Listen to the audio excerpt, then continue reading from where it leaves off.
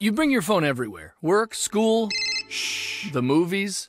Now you can bring it to an Xfinity store for an easy way to switch to Xfinity Mobile, a new kind of network designed to save you money. You can get up to 5 lines of talk and text included with Xfinity Internet at no extra cost, so all you pay for is data.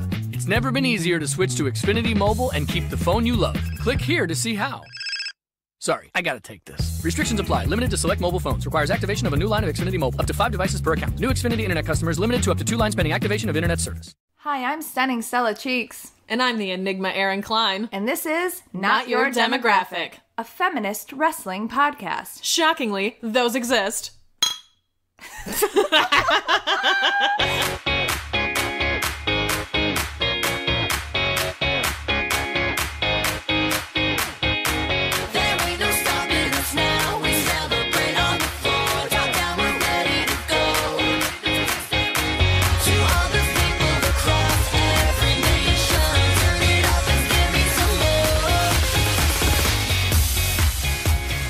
Hello, dummies! Happy International Women's Day. Erin, I have a couple news items for you right up top. You're fired. Yeah, happy International Women's Day. You're all fired. We're going to do things innovative here today on International Women's Day. Everybody gets fired. Everybody who identifies as a woman. Fired. We gift you your freedom on International Women's Day. You're no longer property of ours. Oh, my goodness. How are you? I'm good. I feel much better than I did last week, which is a huge improvement, which is nice. Yeah, I'm pretty good. I watched another episode of The Keepers last night. It was real fucking sad. I watched it with my man friend, and is he not your new side piece? Can't you just call him? I guess I could call him side piece Bob. What's his name? Jesse. Side piece Jesse. Well, Side piece Mike selected the name Side piece Mike. That's not something that I would normally call somebody, but he liked that name. That's why I used it. So we haven't talked about what do you want to be called yet? We're not quite there. So side piece in training. Oh my god. But we watched one episode last night, and after it was done, he was like, how the fuck did we watch 3 episodes in a row of this? And I was like, I had a fever. That's my excuse. What's yours? I don't know. Nick does that all the time when he wants to watch something serious. He wants to watch a bunch of it. And I'm like, I can't acknowledge that a show is really good and not want to watch it. Oh, yeah. Because I don't like to consume a lot of serious TV because I watch it at night usually, and it's like, ugh, I just had a long day. I don't want to watch this serious bullshit. Yeah. But he feels the same way if I'm like, let's power through a day-long, Jessica Jones or Legion. He's like, this is a lot. I'm like, what do you mean? It's just comic book nonsense. He needs a hard-hitting drama. Right. I need, Michael came home while we were watching, because he knows him. He's the one that introduced us. And so he came home while we were finishing this episode, and he was sitting in the kitchen, making dinner, and very casually someone on the Keepers is like, and then the priest raped me, and then he did this, and Michael was like, I'm sorry. Did she just really casually say that this dude raped her? And we were like, there's been a lot of that, okay? We can't catch you up. You're 4 episodes behind at this point. It's too sad. We don't want to get into it. It's super good, but it's also man, we're getting real casual about this at this point. Yeah, I guess it's the theme of the show. Right?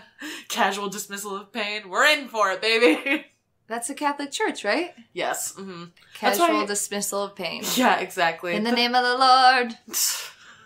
I don't know. I'm a pagan. Smart. I'm a former Catholic. That's why it's so hard to watch. I'm like, you all knew everything. Everyone knew and nobody cared. It just makes me so mad.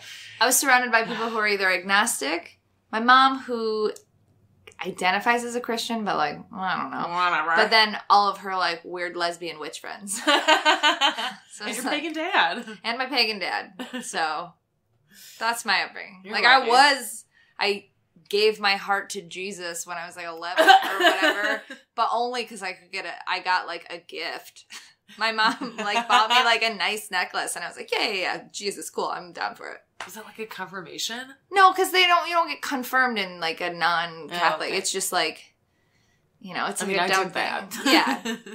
I also got gifts for that shit. It's where I got to, it was my first play in church, and I got gifts. Yeah, I'm gonna lie and say, like, I love Jesus or whatever. It's all a ruse. It is all a ruse. Did you have to sign an abstinence pledge for Jesus I was 11. High school? No, when you were in high school. Oh, no, I stopped doing that. I was in the church for, like, 2 years. No, they did this in, like, public school. What? You don't remember this? Not in my school. Oh, yeah, that was part of my school did not do that. That was part of our sex education, is that this, like, group of, like, hip, cool, reformed Christians came in, or reformed, like, sluts and whatever, you know, who are now Christians, and they'd come in and be like, I used to drink a lot of booze, and I did a bunch of drugs, and I almost got AIDS, but now I love Jesus!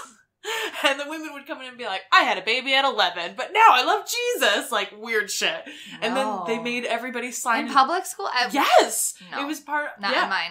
That shit still happens today. It's fun. Oh, I know that happens, but it didn't happen in mine. Yeah, totally happened at the high school I went to. And then we all had to sign an abstinence pledge. And Hilarious. They made all the people who didn't sign one go up to the front of the class and explain why they didn't want to sign one. So everyone had to sign one, basically. Like, otherwise you got shamed as, like, a 13-year-old for being a slut. It was I feel like up. I would have been the kid that... Not that I was slutty. I didn't lose my virginity until I was 18, but I would have been so furious in that class that I would have been like, I'm not going to do this because this is dumb. Oh, I was so angry about it. It was like, but I think here's 13 my card, was take like, it. I don't give Jesus a fuck. Phase.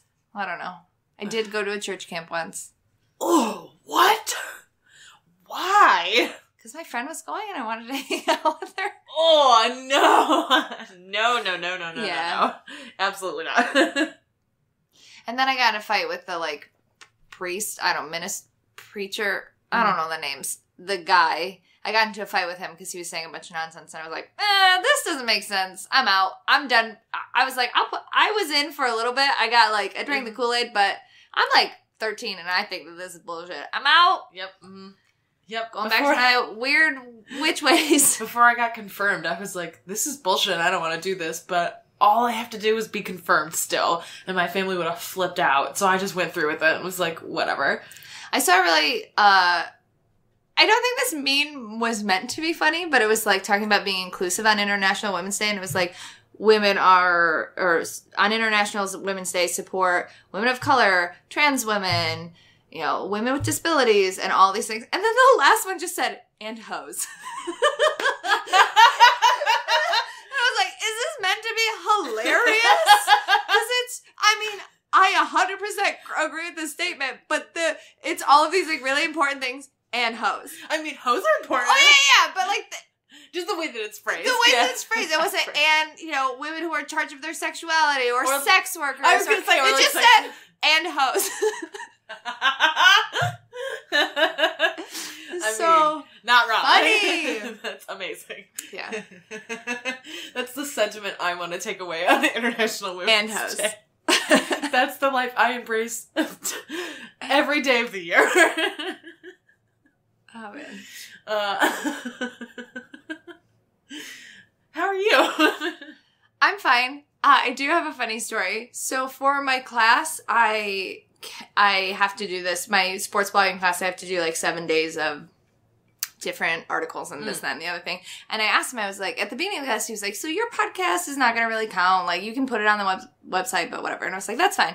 But I was like, well, I have to write so much and we have to submit a podcast. Like, do you mind if I just do one? And I'll like flesh it out in the writing and stuff. He was like, that's fine. I talked about how much I hated that class in the episode that I submitted. You doofus. I'm so stupid.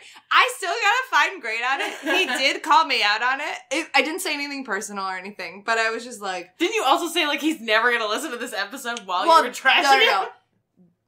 That one is way back when. Okay. This one I just was like, you were like, how are you? And I was like, grad school's dumb. I don't think grad school is dumb. I'm very fortunate to be in grad school. I just was going through it. Whatever.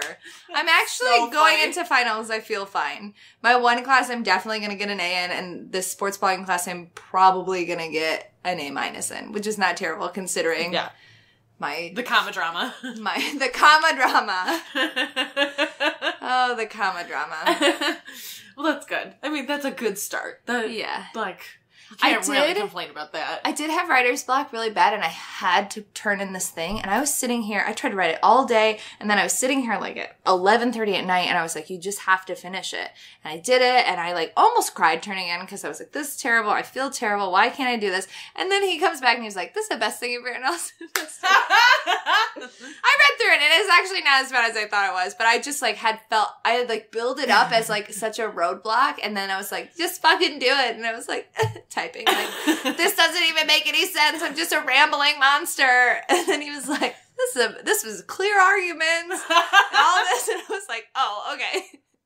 I think that's a hurdle I'm working to get over. I always, in high school and in undergrad, I work very well under pressure. I have a hard time pre-planning things and getting myself to do something when I'm like, oh, it's Saturday. This isn't due till Wednesday. It's Saturday.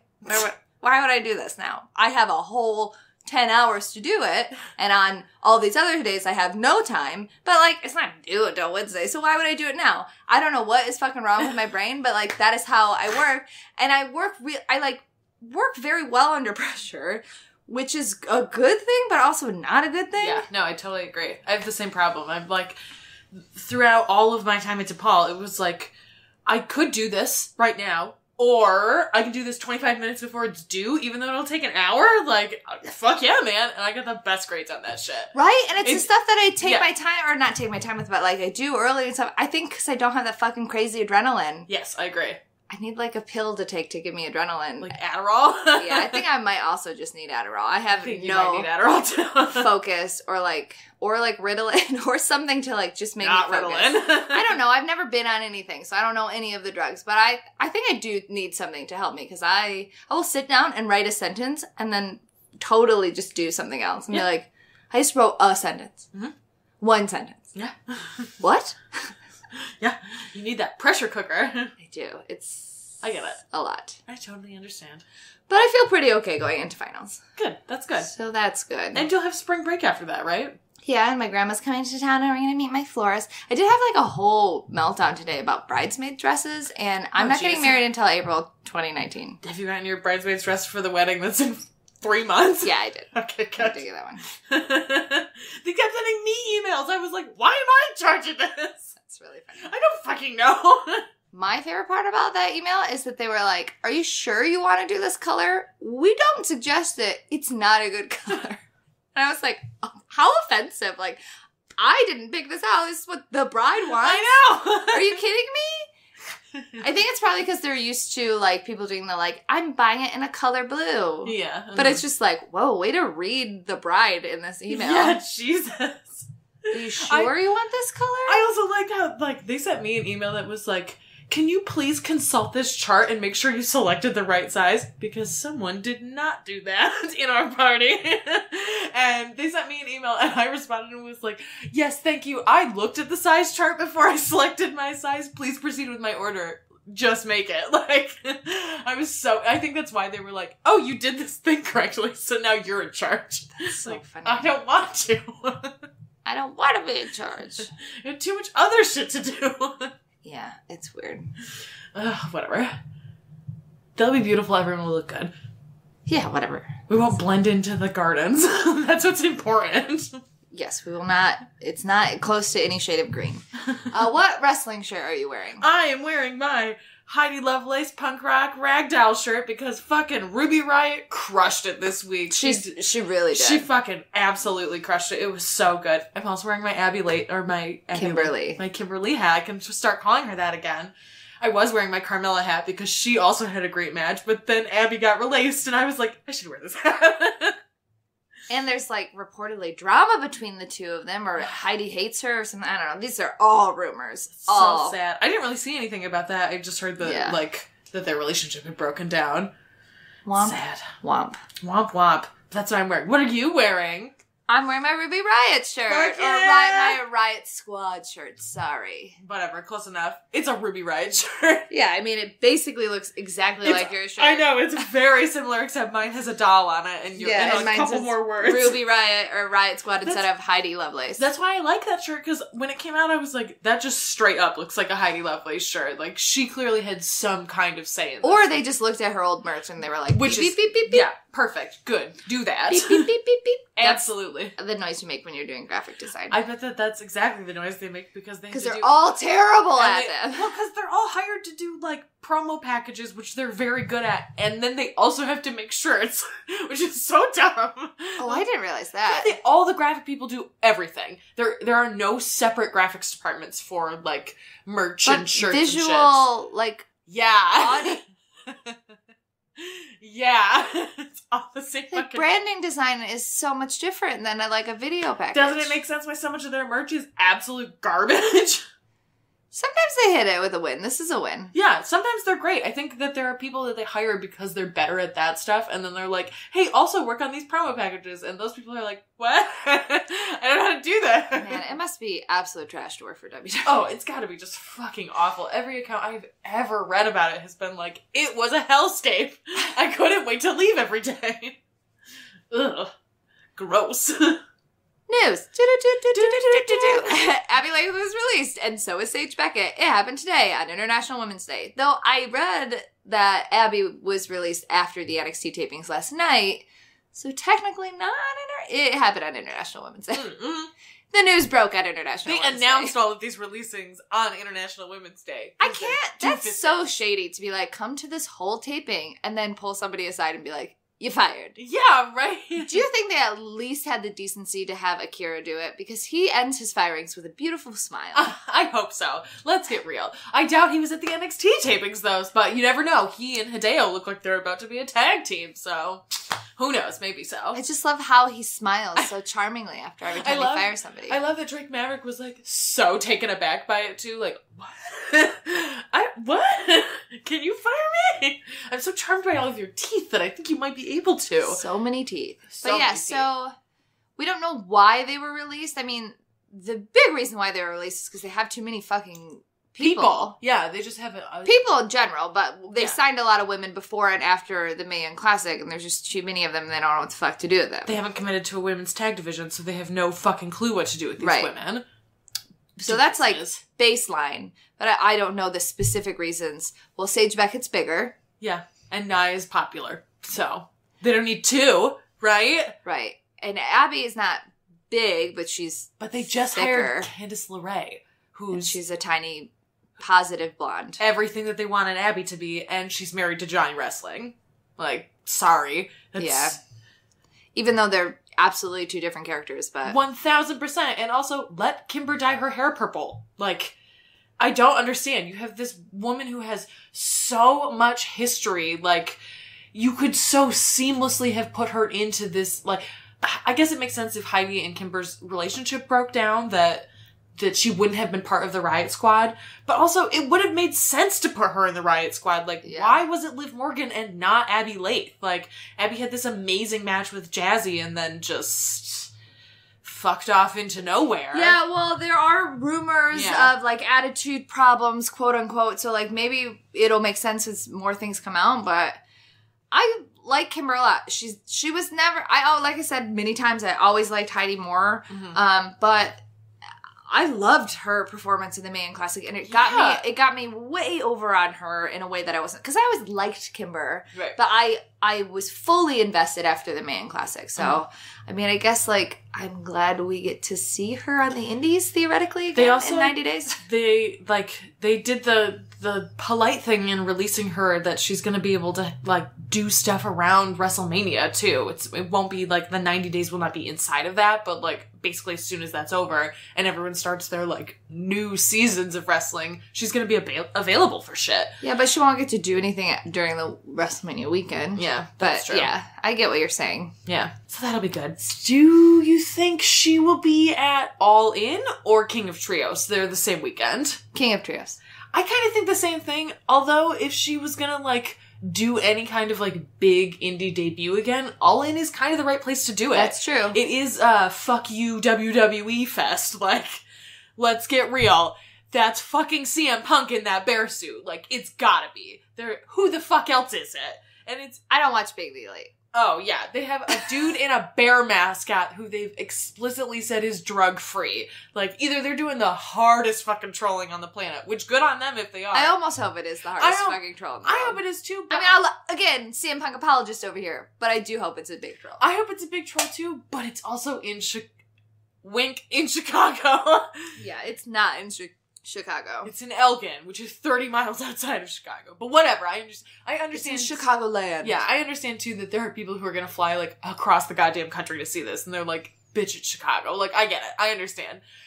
From Chicago. This is not fucking Chicago. Right. But, like, it's definitely CM Punk. Like, it's gotta be. Even if it's not him in the bear costume, he's gonna be fucking there. Like, he just is. This is just a big middle finger to the WWE. It's Cody Rhodes. Cody, I defected from the Fed Rhodes and am having the best life of my life. Like, the best life of my life. Like, it just seems inevitable. And so I feel like that would be a good punctuation for Kimber. Like, yeah, I'm gonna join up with this because I want people to recognize that I also got fucked over by this company and am a great wrestler and can exist outside of my Chikara character. But if she shows up to King of Trios, it will be like the greatest homecoming of all time, which would be amazing. Have you noticed that all of the Shakara shows are in Pennsylvania this year? Did they say anything about it? I just went to look for tickets and I was like, oh, when is the Chicago one going to be? And there's none of them. They're all... Really? No, I didn't know that. Yeah, and I couldn't find... December? I couldn't find a statement about it or anything. Weird. That's bizarre. I know that they've been really low on money. Yeah, I mean, it makes sense. Yeah, and Chuck won't work for free anymore, so... Well, he shouldn't have to work for free. He never should have done that in the first place. I agree. But, like, and they lost a lot of people. I'm not saying that this is important to Kimber at all. This is just my own postulation. How much can Chikara pay Kimber as opposed to All In? Because her price tag is bigger now. Even if for sure. Even if she did nothing other than the Mae Young Classic, and she did do other, like, house show stuff for NXT and, like, did exist in that universe, like, she just gets a higher price tag because she was part of this machine and, like, failed out or not or whatever, like, she should demand a higher price tag. And if Chikara can't afford that, like, yes, that homecoming feels sweet and good, but also, we're in a time where, like, fucking get it. Get your money. And, like, sure. I think that All In can probably afford her more than a Chikara surprise would. And also, it's late enough after her 90 days clause, like, it may not be worth it to wait and then have, like, a homecoming at King of Trios. Right. But then she would already have to be in the stories, too. And so we would, like, know in advance that that's a thing that's gonna happen. Yeah, we'll see. It will be interesting. Yeah, I'm really interested in it. Speaking of people who were released, did you see that Rich Swann said he's going to retire? Good. Bye, bitch. He was like, I have a couple dates and I know that I'm going to get blown up when I'm there, but I am excited to wrestle, but I am going to retire after that. Everyone was like, boo fucking who? Boo fucking who? And he, like, tried to, like, take, like, a pot shot at Nick Gage about, like, oh, people don't want to hire me, but they'll hire the convicted bank robber. Like, I don't know shit about Nick Gage. Me neither. He makes me uncomfortable. I don't really get it. I know he's a great wrestler. I just don't get it. Until I see him live, I'll probably never get it. And, like, it's just not something I'm interested in going out of my way. I've muted him on Twitter because I know that it poisons me to who he probably is as a wrestler, because he's, like, he lives inside that kayfabe so hard. Like, it's just really unappealing to me. Yeah. And so but, like, okay, Nick Gage robbed a bank and turned himself in and served his time. Yeah, that's very different. It's really fucking different. Like, you had a bunch of witnesses watch you shove your wife into a car against her will, and then she didn't press charges. Like, that's not the same. You have not said once that you ever did anything wrong, and you have done nothing to make up for the fact that you did something wrong. Comparing that to somebody who turned themselves in and also went to jail, like, it's, like, how dare you, honestly? Like, what are you fucking thinking? Of course people are gonna drag you for this shit. Like, again, not even a Nick Gage fan, and I'm still like, girl, back off. What is wrong with you? It's just ridiculous. Yeah, and all the people on the internet are like, oh, well, the charges were dropped. But the police report was still there, and the witnesses were still there. Mm-hmm. She didn't press charges. That's her own business. Like, we don't know what the fuck is going on with them. That's, like, you can work through that shit as a couple. I understand. Like, you can work through impossible shit as a couple. I understand that. But also, like, he has Part of working through your shit is acknowledging that you did shit. Exactly. And there are eyewitnesses. Exactly. So, like, I don't want to cast any shade on her. I don't think that it's, like, fuck you for not, like, immediately. Oh, no, yeah. Oh, not sure. at all. I don't want to imply that at all. But also, like, he has done nothing to, like, make up for the fact that he beat his wife in front of people. Like, that he kidnapped her in front of people. And, like, that happened and people saw it. Sorry. Sorry if that makes you uncomfortable, but it did. And, like, that blows, and he should retire. Like, sorry. Get a school and start training. You know what? If that's what you want to do, fine. I don't ever need to see your face ever again. Like, if people want to choose to train with you, they can be garbage and do that themselves. That's fine. But I don't ever want to be surprised by a domestic abuser on a show again, so I'm not interested in that. What about people who hit other people in the face with baseball bats? I'm so torn about this. Like, I understand that accidents happen. I totally do. I also understand Eddie, what's-his-face, Edwards. is a piece of shit.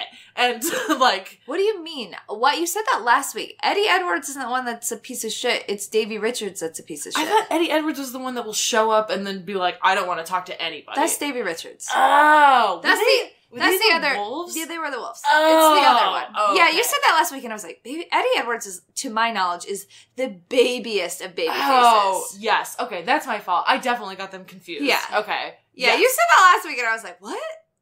Okay, I'm Yeah. letting it go. No. I knew that To they my were- knowledge, Yeah. as far as we know, Okay.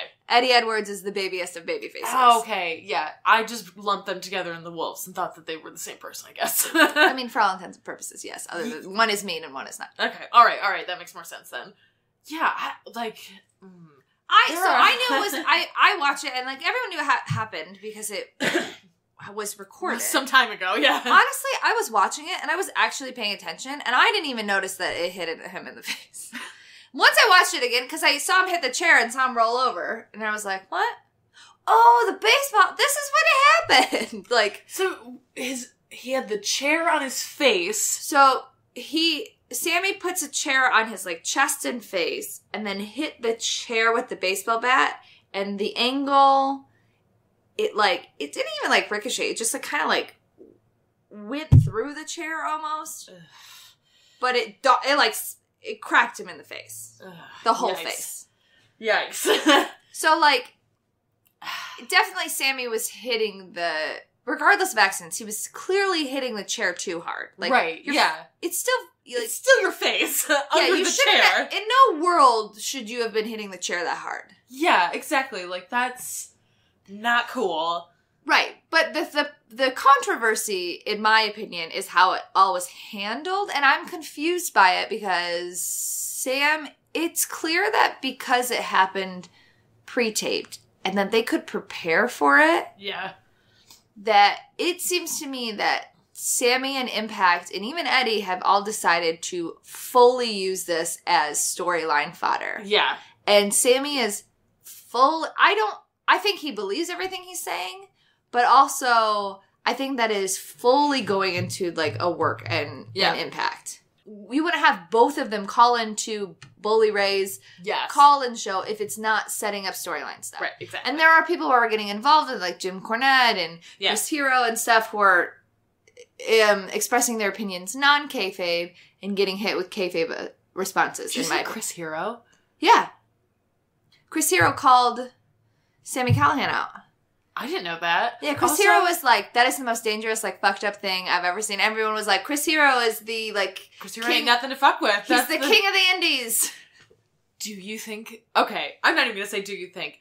When do you think Cassius Ohno is going to get released? I thought he was transitioning everyone was like, oh, he's probably going to transition into being a trainer. Really? That's what everyone said. Really? It's like a rumor. Oh, okay. I would prefer if he was released again so I could see him. So you can watch him again? I know. It's just terrible. I know he's in like his mid-30s though, so I understand if that's like, he's like, I'm done with this. And also he is with Rachel Ellering and like, she still works as an independent wrestler, but is located in Orlando. Like, I get it. I can understand why they would want to, like, be there together. That does make more sense. I didn't really think about it until you said Chris Hero. Like, could I see Chris Hero again? But you're right. Maybe. I don't know. That's conjecture. All of this whole segment is alleged bullshit. Yeah, this is all alleged bullshit. They also, when they hired Austin Aries, they wanted him to be a trainer, and then now he's not there, and so there's this, like, open future spot for people that they definitely want to be a trainer. So that makes sense. Well, Austin Aries is collecting belts all over and giving interviews to vegan websites. He seems very happy. Listen, after we do Shawn Michaels' terrible book on our Patreon, we have to do Austin Aries' terrible book. Oh, for sure. Absolutely. For sure. Absolutely. Maybe we'll become healthier for it. Absolutely not. Crazy. You'll do Whole30. I'll be like, I'll stop drinking alcohol for 5 days. Ridiculous. Anyways, I don't think that Sammy is a great person. There's also, like, I mean, there's a lot of other rumors about Sammy. There's, like, so much, there's so much about Sammy. I just, like, I think people are really buying into, like, he did hit him in the face with a baseball bat. It was clearly an accident. Eddie hasn't come out and been like, fuck this guy forever. I think that they've decided to, because to me, having watched, like, Eddie Edwards for some time, it totally tracks with him, his personality to be like, I understand that was an accident. I'm really upset, but, like, we can move forward. Yeah. Yeah. I can just see him saying that and then be like, yeah, let's totally, like, use it as a storyline. Even if he's, like, furious on the inside, you know? Okay. I don't know. It all just reads very... And having watched the product and they're doing these, like, weird kidnap videos and stuff and whatever, it, like... Sammy Callahan's character is, like, 2 million on Impact right now. So, this whole kayfabe or turning the real thing into, like, this massive, like, internet brawl totally tracks with what they're doing. And I think they're, like, Impact's, like, keep doing it because maybe people will watch. Yeah, I think you're absolutely right. They're, like, finally getting it. Like, oh, shit, we can, like, draw people in with stuff on the internet? What? Like, yes, you can, doofuses. You doofs? You doofuses. I have one other piece of news. So, this is a follow-up. Do you remember several months ago when Shibata got injured from New Japan where he was dropped on his head with and his then brain? Yeah, and he, like, went blind backstage. He came back again several months ago. I talked about this on the podcast where he came back and he basically was like, I'm alive. Hi, what's up? And that was it. He's now training as a trainer at their LA dojo and is, like... Good for him. Living his best life and is, like, moving around and is, like, effectively training people. Like, Shawn Michaels trains people and it has, like, serious back injuries. Like, it's a thing you can do as somebody who has, like, a permanent injury. And I saw the photo of him, like... beaming, smiling in the LA dojo, like, so excited to be a trainer, and I literally just started crying. Like, It made me so emotional. I was so excited about it. Like, it feels like a miracle that he's not dead, to be honest. And so to see somebody, like, really get back on their feet like that is just, like, super encouraging. And also, like, he's a beautiful man, and, like, it's nice to see him not sad. So it's really exciting. So Shibata's, like, back up at it. I'm very excited about it. That's awesome. Yeah, it's real good. I took weirdly extensive Impact notes, so I don't even know if I can do it in 3 minutes, but I can try, but I might go over. Okay, here's what we'll do. I'll give you 1 extra minute, just as a buffer, because you're gonna need it. I took insanely extensive notes, and I have no idea why. Okay. I was into Impact this week. It was actually a pretty good show this week. Do you want to do 4 minutes? 5 minutes? Sure, just do 4 minutes. We'll see. Ooh, I'm gonna tell another quick actor feels story, which I think you'll relate to. Did you see the photo of Michael Shannon watching the Oscars at Old Town Ale House? No. I didn't know that this was happening, but Michael Shannon directed a play in Chicago that just closed on Sunday. And so it was during the Oscars that his last show was happening. And Shape of Water won Best Picture at the Oscars, and he is one of the stars of it. And there's this photo of him sitting in Old Town Ale House it's a bar across from Second City. It's gross. I love it. It's got, like, old, weird, naked pictures it used to be where all the politicians used to gather. That's why all those naked pictures are on the wall, because they, like, specifically wanted to make politicians uncomfortable, which I think is really cool. And so that's why they also have a bunch of, like, political art on the wall. And so he's sitting in this bar, and it's just him alone at the bar drinking, watching Shape of Water win Best Picture, and it gave me so many feelings. Like, why are we talking about this? Well, because in like the same Shibata way, it was like, I saw this photo of this person, like, living their best life, and it gave me so many feelings that I was like, what is happening to me? It was like back to back too. I saw the Shibata photo, and then I saw Michael Shannon, and it was like, how do all of these feelings exist? You're probably just ovulating. I probably am. I think I'm always ovulating. That's why I always want to cry. Not how ovulating works, but... I mean, it may be. I'm either on my period or I'm ovulating. It seems like there are only two options at this point. Also know how that works, but sure. I mean, you don't know what my body's like. But you should look up the photo. I think that you would like it. As another person who acted and can, like, appreciate and loves the Oscars in a way, I think that you would like it. It's just a lot of feelings. I really enjoyed it. So anyway, okay. Now we can move on to the minute. I didn't want to interrupt your minutes, okay? Okay. The wrestling podcast. We should never talk about not wrestling. Get out of here. All right. I gotta reset this to... Boop, boop, boop. Nope. 5 minutes. All right. Go. So the first match, I think, was EC3's last match. And if it was EC3's last match, it's laughable because it was basically a comedy match where Tyrus beat him up. It was actually pretty funny because EC3 did a good job, but, like, it was just a comedy match for EC3. Weird. It was weird. Joseph Park had a good phone call with his grandma, and then later in the show, he wrestled with Congo Kong, and Congo Kong obviously won, because Joseph Park is not the wrestler, Abyss is. But then they strangled him with a scarf, and then Abyss was going to Joseph Park was going to pass out, and what's his name? Jimmy Jacobs was like, "So Abyss going to come out or not?" And he was like, "No," and turned red and almost passed out. And he was like, "We're just getting started." So this is a storyline, and I'm actually very into it. OVE's doing this weird serial killer video things. It's stupid. It's dumb. He broke his face with a baseball bat. Whatever. They're doing this weird commentary in the back studio. Like, they're doing post-recorded commentary now, which is fine. They have to do that. But they're in this, like, virtual studio. It's very dumb. But Sanjay Dutt is killing it on commentary. Right. He's doing a great job, and it makes Josh Matthews a little more bearable. That's nice. It's not that bearable. Braxton Sutter, full heel turn. He was like, "Allie ruined my life. I didn't even get an entrance tonight." Allie, his IRL wife. So, there's that. Matt Sydal got a propaganda package, and then he said his third eye's open, and he was like talking to a girl backstage, one of the interviewers, and then Ishimuro came up and gave him a scroll that was in English, and he was like, "You are a douchebag." So I guess they're gonna fight. It was weird. He's the X Division champion, so, like, I guess it's fine. It was weird. Caleb and Trevor Lee were throwing a party, like a luau party, and then the Mumbai Cats came, but they weren't the Cats, they were LAX, and then they got pushed into a pool. Okay. And they're like, "We'll come back for those bandanas," but it's like, you just threw them in the pool. Why don't you just fucking grab them? Conan, classic misogyny. "Oh, why aren't you in your Wonder Woman bikinis?" You know what? Wonder Woman is... literally a powerful superhero. Listen, bitch, I've been looking for a Wonder Woman bikini for a long time. There's not very many good ones. Okay, I was gonna say there's a million of them, but, like, good ones, yeah, I guess. Yeah, come on. I have standards. Finally put an end to Rosemary.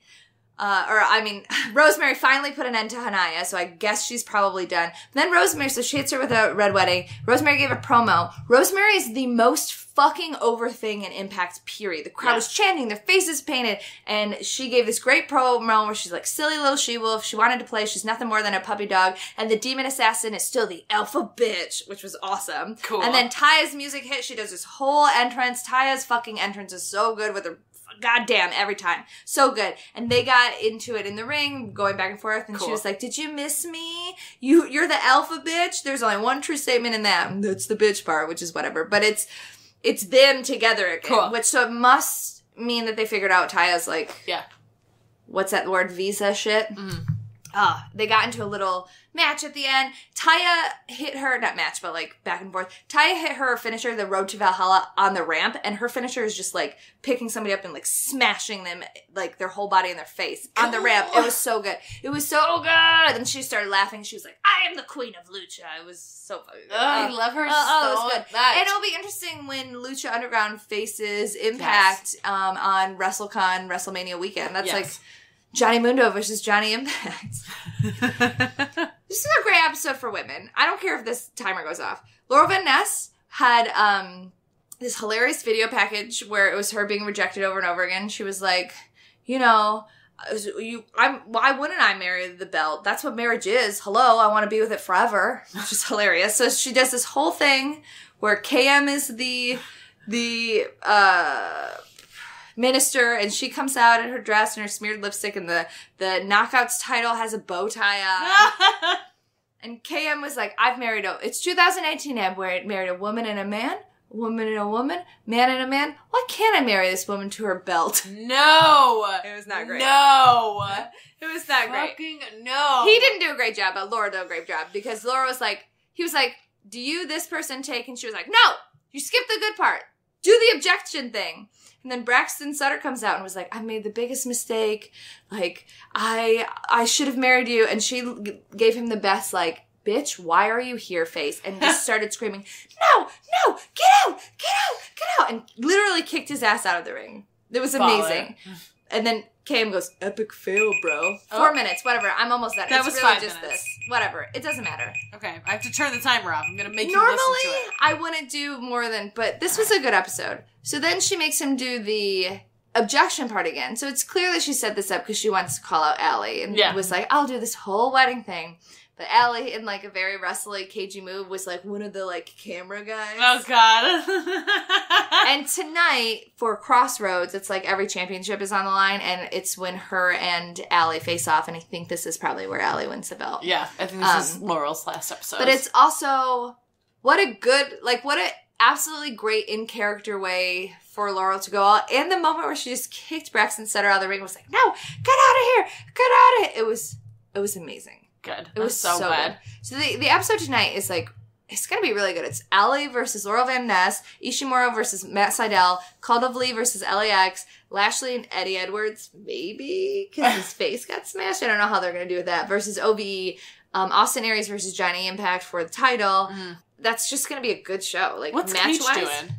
I'm sure he'll come out. He murdered somebody else, I think. Okay. Oh, no, he came out and murdered Braxton Sutter. Oh, okay, perfect. Braxton Sutter had a match, lost, complained, and then Cage came out and murdered him. Oh, okay, great. You know, lots of murder. Classic. So that when he came out to propose to Laura Van Ness, he had like a neck brace on. Oh, good.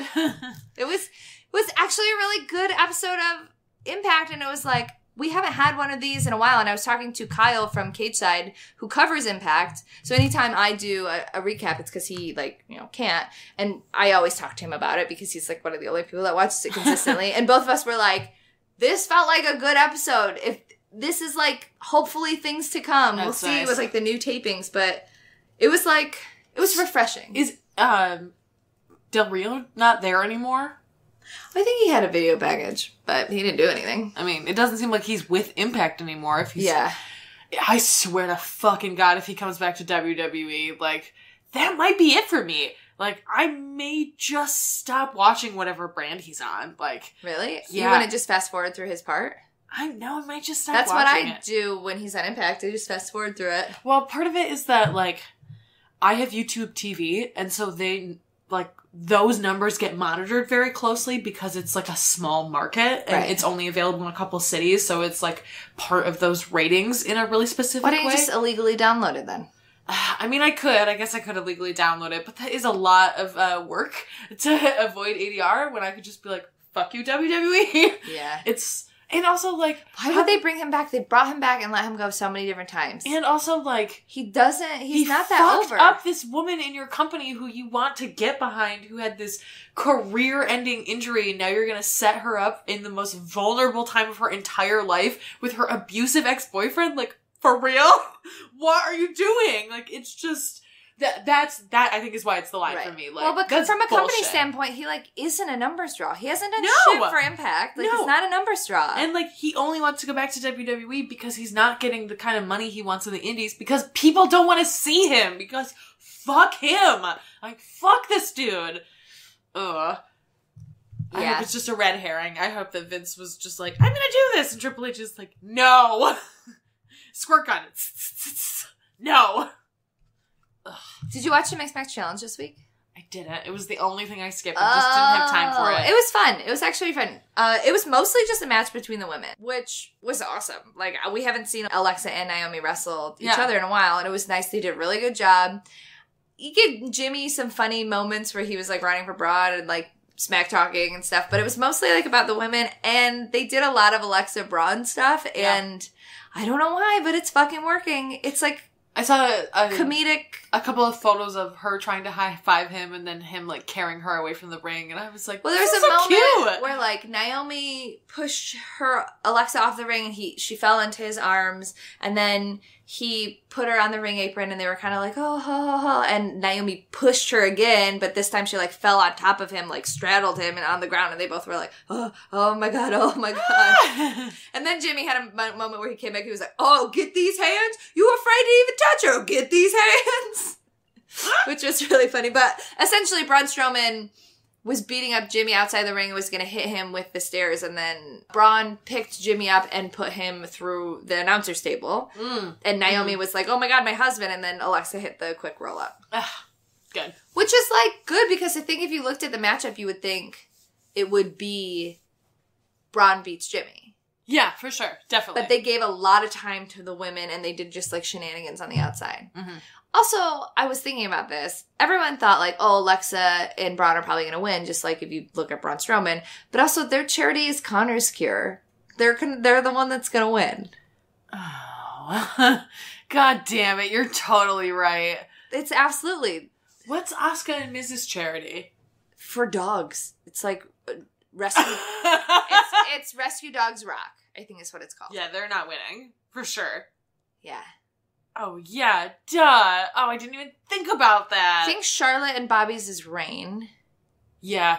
Which, like, that's legit. Right. I mean, most of the charities are legit. I mean, No, I mean, like, that's something that WWE would allow to win because that's something that Mick Foley is also very heavily involved in. So and then they could could pat themselves on the back a million times over. Exactly. But it's definitely going to be Alexa and Braun and Connor's Cure. Yeah.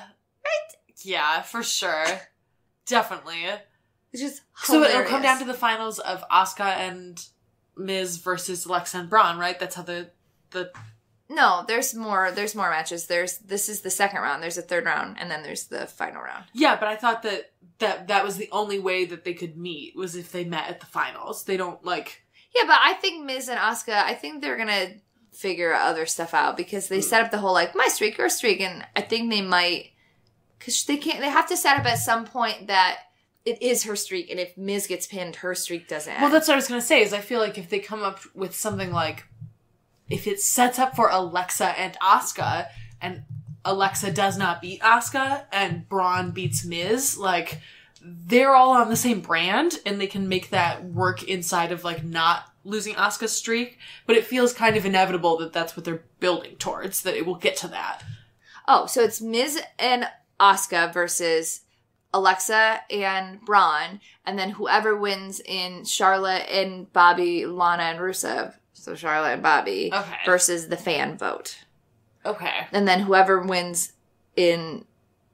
So the next time Alexa and Braun and Miz and Asuka wrestle, it's them. It's not in the final. Oh, okay. All right. Well, then that still makes sense then that they would have Braun pin Miz and it, like, sets up within, like, all of these storylines set up within each other. I hope that they don't add Braun to the Intercontinental match, even though they don't have anything to do with him yet. Like, it's a great match as is. Let's leave it alone, please. Yeah, we'll see. I don't know about all that. All right. It was fun. I enjoyed it. Okay. I didn't really enjoy last week, so I'm glad that this one was better. Yeah, last week pissed me off. The last 2 weeks were not great. That's kind of why I didn't prioritize it. I was like, I would rather watch 205 Live than watch the Mixed Match Challenge. Yeah. Which is what I did before I came over here. Well, 205 Live has been really good lately because it's just like pure wrestling. It's so good. I love it. Drake Maverick is fine. I do just miss Rockstar Spud. I know. I wish that he would wear He's different like a suits. completely 100% different character. Oh, yeah. I wish he's just this actor that I like doing a different role. Yeah, like Which a lot of times when they bring in somebody and they give him a new name, it's just them with a different name. This is him as a different person. Yeah. And it, like, why does he good for him. I still love him. Why does he only wear blue tone suits? I know you have so many more. He has just basic suits and he's just like looks normal and is tan and is nice and is in charge of things and has his shit together. What was that weird mistake? Like, when he like, messed up his line and then was like, oh, I'm gonna redo it. 1, 2, 3, and claps and goes. It's like, you edited everything before this point. I didn't notice that. I noticed it and I tweeted about it and somebody else was like, yeah, I also noticed this. What the fuck? Yeah, he like it's at the weigh-in segment with Buddy Murphy. He starts the segment and then is like, oh, I'm going to start again. Sorry. 3, 2, 1.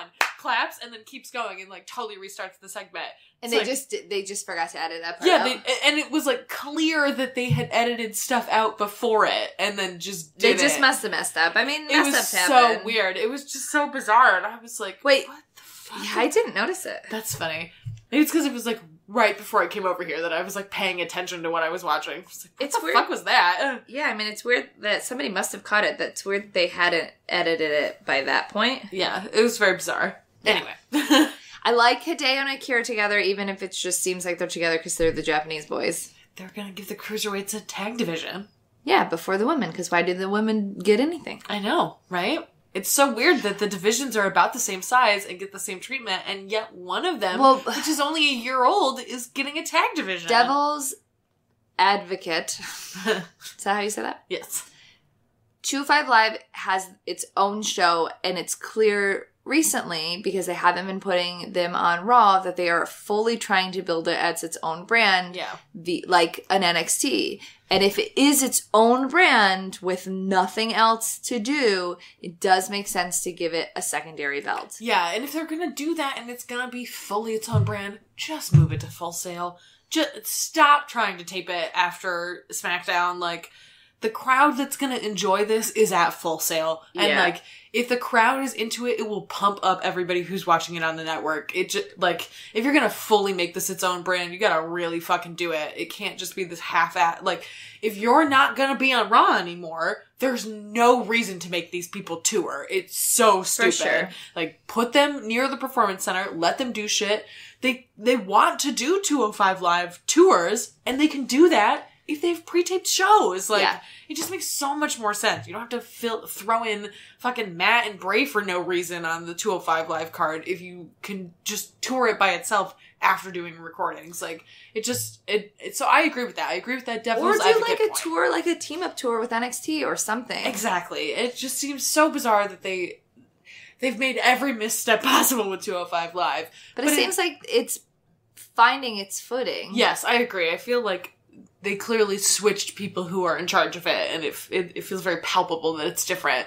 It just makes me sad that, like, we've talked about this before in our IRL lives, like, it kind of feels like everyone before the women all the time. Oh, for sure. And then white women before women of color. Exactly. Yeah, and so it feels very There's a hierarchy to these things, don't you know? Oh, I'm very aware of that. That's like, this is a weird pull, but like when Doctor Who became a woman, a lot of people were like, yay, praise woman. And then there was a not small contingency that was like, hey, it would have been cool if it was like a woman of color, if you made like, still feels like pretty safe. And people were like, just wait, it's just a step forward. Like, this is a good step. Progress. Like, just progress. Just like, wait your turn. And like, the wait your turn shit is so ridiculous. But this is how it does feel. Yeah, absolutely. It's... I would have done a goddamn backflip and, like, jumped off my roof out of joy if it was a black woman. Yeah, absolutely. Or an Asian woman. Or, like, a not just, like... anything. blonde British woman. Which, yes, I am excited that it's a woman. I'm just saying. Yeah. No, we already got the master as a white woman. We already made the step to have Time Lords regenerate into women. So, like, why not? Whatever. That's a whole another podcast. Nope. I'm just saying... I totally There's a hierarchy to bullshit. Yes, there is. Yes, there is. So the final four is Roddy versus Cedric and Drew versus Ali, which honestly is kind of great. The first I can't pick. I don't know who I want to win. I can't pick either because I don't know who I want to win either match. Roddy and Cedric. Cedric fucking deserves it. He does deserve it. Cedric deserves it. But I Roddy want Roddy to win. But Roddy needs it and has earned it. And that's part of the reason that I feel bad for Cedric, because, like, he's always been facing people who need it more than him. Because Cedric is over with or without this shit. Yeah. And people love him. But, like, Roddy has finally seemed to, like... He finally feels connected. Yeah. And then with Drew and Ali, it's the same thing. Like, they both deserve it. Choice, motherfucker! I want both of them to win! They both deserve it. And Ali had that fire, like, video package that... Did he make it? Did WWE make it? I don't know. He looked hot as hell, so I'm going to guess that he made it. Drew looked hot as hell this week, too. And I'm not usually... Like, ooh, Drew Gulak's hot. But this week I was like, whoa. I tweeted this, but it was not a joke. I was not kidding. I literally said out loud to myself, alone in my apartment, Drew Gulak looks so hot, I'd let him beat me with a stick. Like, I don't even know what that means. That's the power of a Drew boo. When you see your boo, your body just reacts. Like, whenever Drew McIntyre walks on screen, I physically, like, gasp. Yeah. I'm just like... I literally started chanting, beard, beard, beard, beard. I was so excited. Drew boos just have a power over you.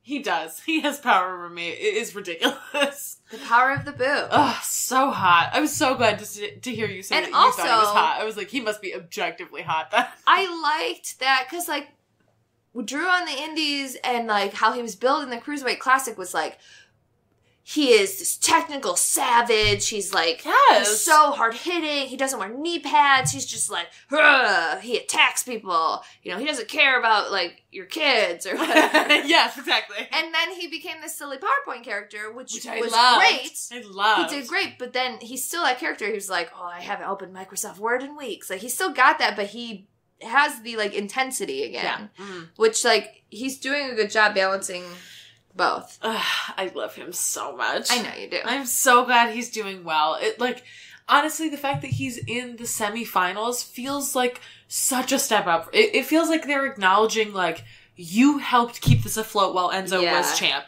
Like, we are acknowledging like, you did fucking work. And And we are gonna push you in a way that shows you that we understand that you made this work. Like, Enzo would not have gotten over in the way that he did inside of this division if Drew had not been very closely associated with it. I agree. And, like, there were so many weeks where, like, Enzo was sick or Enzo was out for God only knows what. Being questioned by the police. Who the fuck knows?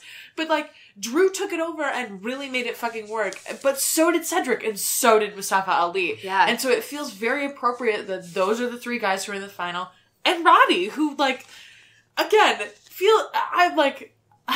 They're just trying to spoon feed us Roddy, and I'm like, I don't like it, but he's doing a great job, and like has earned this in a way that many other people have not, and like I feel like these other three guys have really had to battle to be in this spot, but Roddy really fucking made it work. And he's battled in other ways. Yes, absolutely, and has like simultaneously done all this really great stuff with NXT, and like.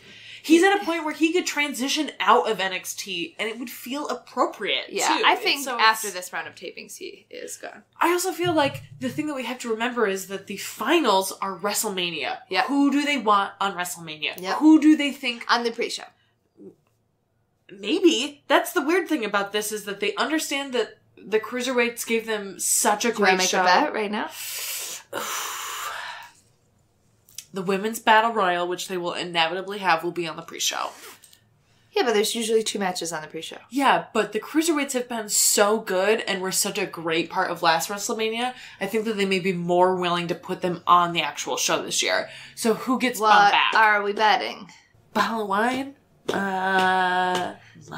Those aren't fun bets. A bottle of wine is not a fun bet. Bottle of wine that you have to chug in one sitting. A surprise gift from Pro Wrestling Tees. Sure. Okay. I say it's on the pre-show. Okay. I say it's not on the pre-show. I think that the Battle Royal for the women and a grudge match are going to be on the pre-show.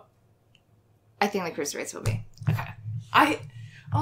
Other disappointing fucking news in this same vein, they have no plans for Kevin and Sami at WrestleMania. Their plans are to put them in the Andre the Giant Battle Royale. So I feel like... That sucks, but it will also add fuel to them as heels. Yes, that they would be on the other side of that. But I also feel like it feels very possible that WWE's reading the climate that people want them to have a match, that they could wind up on the pre-show as a grudge match. Yeah, that makes sense. Do you think they would do 2 Battle Royals? I think they might only do the women's. I feel like... They did 2 last year. They did? Yeah. They did 2 the year before that, too. No, they didn't. Not last year, I'm sorry. It was the year before that when Brie had a retirement match. But yeah, they've done 2 before. And also... That wasn't a Battle Royal. That was a 3-on-3. Or 4-4. It was Team Bad and Blonde and Team Total Divas. You're right. So it must have been the year before that they had the women's. That makes more sense because I got no idea, man. Because they didn't have the women's belt in the year before. I do know that there hasn't been a women's championship match that's between two competitors, not a 3-way, not a 4-way, not a battle royal, not this, for like 11 years. Wow. I wrote about it for my class and I did the research. I counted. And it's been a long time. See, I feel like WWE is committing this year. It seems like they'll at least have 2 matches for women. And then it feels like all the other women will get kind of thrown into it. The suggestions have been that they do a battle royale, that whoever wins gets number 1 contendership on whichever brand they're a part of. Right. And so then you get the mixing in of people and also this competitive spirit of it. It actually leads to something. So I feel like there's space to have a 3-way match for one of the titles and an individual match for the other. It really just depends on what happens after Fastlane. Oh man, it's just amazing thinking that it has been so long since there's been a solo match. Who was it? Who was the last match? Oh god, I'm looking it up. Hold on. So, yeah, there hasn't been a singles competition match at WrestleMania since 2007, and it was still a Lumberjill match. So it was still between 2 people, but everyone was still out there, and it was Melina against Ashley.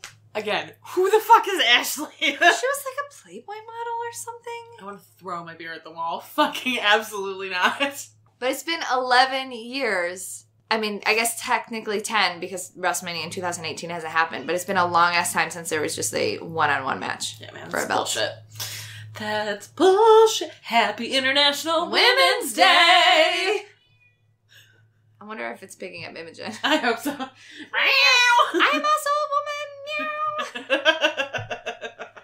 NXT this week was not as fun as I was hoping it would be. Yeah, I watched it while I was at work and was like, I can work and watch this. It's not exciting. Looking at the matches, I was excited. AOP versus TM61. That's exciting. I mean, it was the finale of the fucking Dusty. You know what? I also realized I don't like that Dusty Rhodes is only an 8-man tournament. It was originally 16 men. It feels appropriate for 16 tag teams. And I don't like it. It seems like they're shoehorning it in. Yeah, it feels very fast. It feels like they kind of panicked and threw this together.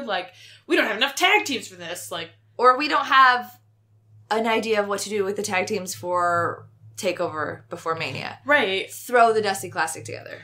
It just seems very bizarre. I don't like it. I wish it was longer and the fact that this now these people are already in AOP the semifinals. Versus TM61 had an amazing match at the Classic, and TM61 I feel deserved a better. Why didn't they win? Why didn't they? Why didn't they win? I don't understand. They're making this comeback. They've been injured for super long. AOP is done. They're fucking done. AOP was absolute They're great, but they should be on the main roster. I'm so tired of seeing Sheamus and Cesaro be like, there's no one left. And then they bury the Revival for no reason. Why isn't AOP there? Why hasn't Authors of Pain come out with Paul and been like, yo, bitches, we're here? It just makes no sense to me. Yeah. And it makes me irrationally angry that they just threw away TM61.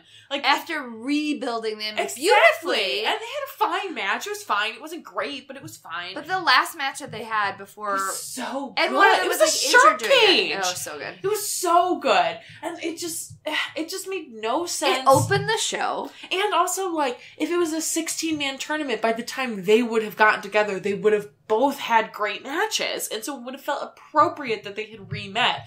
But to meet in the first round and then AOP wins again, what the hell? It doesn't make any sense to me. And it's just really frustrating. Yeah. There was a really fun backstage segment after that where William Regal was talking and then Pete Dunne rolled up like a president and then Roddy came out. Beautiful. Why is Roddy wearing a beanie? I don't understand. It made me so mad. Well, I think his head was cold. I'm gonna punch you in your face. God damn it. I know how hats work.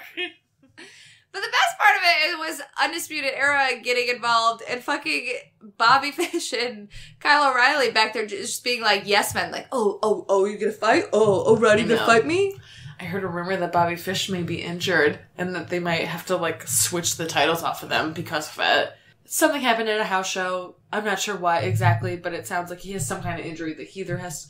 It's nice with NXT because you get this, like, space in between tapings. Yeah, for sure. So it's possible that they can, like, ride it out, but if it's something that requires surgery, they're gonna have to drop the titles, which sucks. Can't they freebird them? I don't Couldn't know. Adam Cole?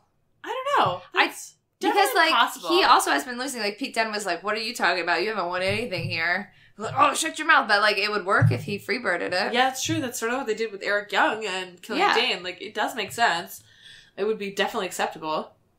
Sanity had their backstage video promos. I just love that Nikki Cross is like, ha ha ha, I'm here. It was nice to see her actually with Sanity. I feel like agree. It's been a minute since we've seen her with fucking Sanity. Absolutely. It was really nice to see her be like, yo, I'm part of this group. I am the backbone of this group. I exist inside of it. It was really nice. And it was nice to see Alexander Wolf, honestly. Yeah, for sure. Like, hey, you got fucked up in War Games. I'm glad you're alive. Good to see ya. I was really happy to see Bianca Belair, but also, like, I'm done with her having enhancement talent matches. Yes, Use her, for real. She's fucking great. Yeah, I agree. She can talk. She's got a great look. She's good in the ring. She's got a good catchphrase. Like, she literally has it all. She's pretty. Yeah, and like, it feels like they can't pair her with Shayna for some reason, which I don't understand. Like, well, I feel like Shayna works as a solo heel right now. I know I mean, like, why aren't the two of them fighting each other? Yeah. Like, they seem like the two people who are like, I'm the dominant bitch. They could have, like, a really good match and then have Shayna come out on top because Shayna needs to come out on top, but, like, still have a good match. I like Bianca so much. I want to see her actually fucking wrestle. And I think that's what happened in the Mae Young Classic. We were like, we really like the look of this girl. The hair whip is great. We don't really know that much about her. And when she came out in the Mae Young Classic and gave a fucking great match, we were like, hell fucking yes, Bianca Belair. Like, she deserves to have real matches. Yes, I completely agree. It's fucking time. There's also enough women. I want to watch her murder Lacey Evans. Oh my god, I agree. Maybe that's what they're building to, because right after this, they had a Lacey Evans thing, and she was talking about classless this, that. She's gonna fight Dakota Kai. She feels like such a racist piece of shit. Yeah, which would make it feel great. Weird. If we just saw Bianca Belair just whip her with her hair over and over again and just beat her into smithereens. There is something about Lacey Evans that is just deeply unlikable. Because it feels like she really means it. And it's so bizarre because it's like, she did say stuff that felt very racist before, but this particular promo didn't feel racist. Well, because, I mean, she was just talking about how Dakota's, like, weak. But it felt racist. Like, it's weird. It was like, I think you nailed it when you said classless. It feels like she has this, like, weird classist bullshit. Yeah, she's classist is her whole deal. Which, but classism often stems from bigotry and racism. Absolutely. And so it, like, reads really heavily that she's because you can be like, oh, well, I mean, it's just like, it's like, I don't like the pores. But the pores, because of systemic bullshit, usually are of a race that is not white. And so it is fundamentally racist. Yeah, absolutely. It's just like, her whole vibe is very racist. I don't like it. Like, go back to your weird pinup Marine thing. I didn't like it, but it was better than this. Like, she's not a bad wrestler. No, she's not. It's just like, this character is I want to watch Bianca Belair beat her to death. Yes. I agree. Whip that bitch to smithereens. I'm into it. I am here for it. I did like how Shayna came in and Lacey was like, bye. Yeah. And Shayna was like, bitch. I ain't got time for that bullshit. I ain't got time for anything except for Ember, but where that bitch at? Her promos are getting consistently better. Shayna's killing it. She's doing a great job. I'm really, really She happy actually for her. seems very scary. Yes, absolutely. She feels like a murder bully, and it's, like, appropriate. It feels encapsulated as a singular character. Like, she's doing a great job. King of the murder bullies. Doesn't even have to say a goddamn word. Ciampa. Oh. What a brilliant fucking promo. That went so long. But it so worked. long. Oh, yeah, it did. It worked. He is ripped to a degree that I no longer find him attractive. Like, he's sinewy in a way that I'm like, ew. I don't like this. Yeah, but it works for him because he looks scary. He does look scary. Like, super fucking scary. He looked like he was going to murder the audience. Yes, he did. And he, like, you can just, like, see it in his shoulders and his biceps. Like, all you did this whole time was train. Like, yeah, girl. Wow. It's bananas. Don't need your knees to lift arm weights. He had 2 shoulder surgeries while he was out. I forgot about that. But that's the bananas thing. He sprained his ankle, and that's why he knew that he was going to have to leave, and so that's why they planned the breakup of DIY. And then during that match, he tore his ACL, so he also had to have surgery on that. And then in addition to that, had 2 shoulder surgeries while he was out. Well, now he's like a bionic man. He got it all fixed. Fucking absolutely right. He's like, I did all of it at once. My ankle, my knee, and my shoulder. Literally nothing else can go wrong now. I'm made of muscle, and no one can hurt me. Like, okay, girl, I believe you. It reminded me of when Samoa Joe did the signing and he didn't talk, but then he ruined it by like talking. Yes. But like, I'm so glad he didn't ruin it by talking. Mm-hmm. It was so much more effective. So much more effective. I love him so much. So much. Aleister Black is the #1 contender going into NXT TakeOver. Dope. I mean, he's going to win the belt. He's got it, right? Cien has been champ long enough. Yeah, and he's been an okay champ, but like... I think he's been a very good champ. With Zelina, I think that they're a great pair that makes the belt good. I just don't care about him at all. I mean, I love him so much. He got rid of Johnny Wrestling!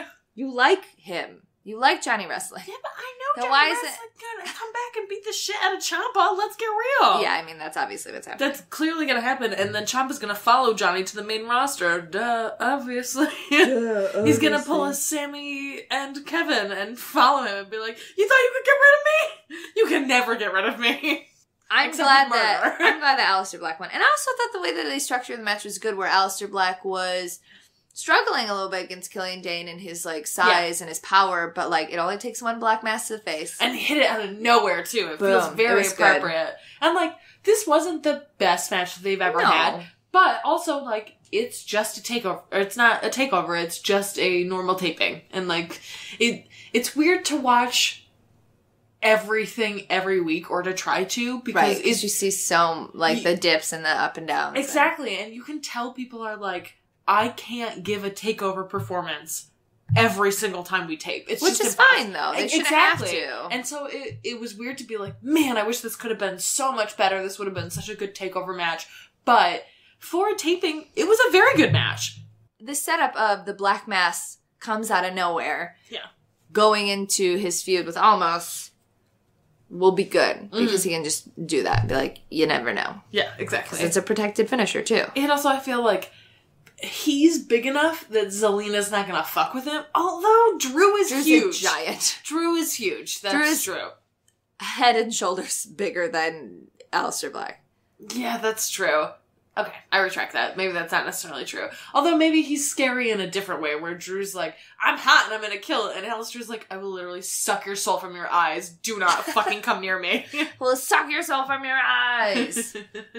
Ronda's getting better.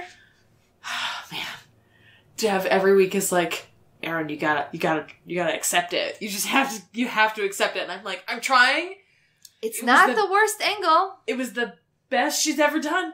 Every week is better. She's getting better. Mostly better. The angle is not terrible. There's some awkward laughing and some awkward like. Yeah, she's awkward, but like she is. For her, it's getting better, and the people around her are doing good at pushing the angle. I wish they would just make her heel. Like, yeah, it's weird that she's not, but she's not a good face.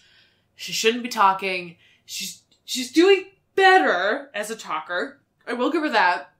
And we got to see the most wrestling we've ever seen from her doing the Samoa drop, which was terrible. Wasn't good. My favorite random moment was recognizable as a Samoan drop. It was recognizable as a wrestling move, yeah. Yes, exactly. And so that but like, why is she doing a Samoan drop? I don't know. At least her jacket fits. I don't know. Like, I'm trying everything I can to... and you know what? I said this too. Her hair looks better. It seems like she sat down for the glam squad, and they were like, we're gonna figure this out. Yeah, sat down for a second, and then they were like, let's put mascara on you. And she was like, no.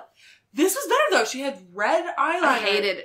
No, it wasn't. It was a full garage door of red, no shape, no fucking mascara, eyeliner. It was the best. It looked like a fucking child put on her makeup. But it was the best she's had. And so it was like, I prefer Ronda Rousey without makeup if that's going to be her makeup. They can't not do makeup. You know that's part of WWE where like their makeup is I'm just saying it was fucking terrible, and the amount of people who have said that it was good are wrong.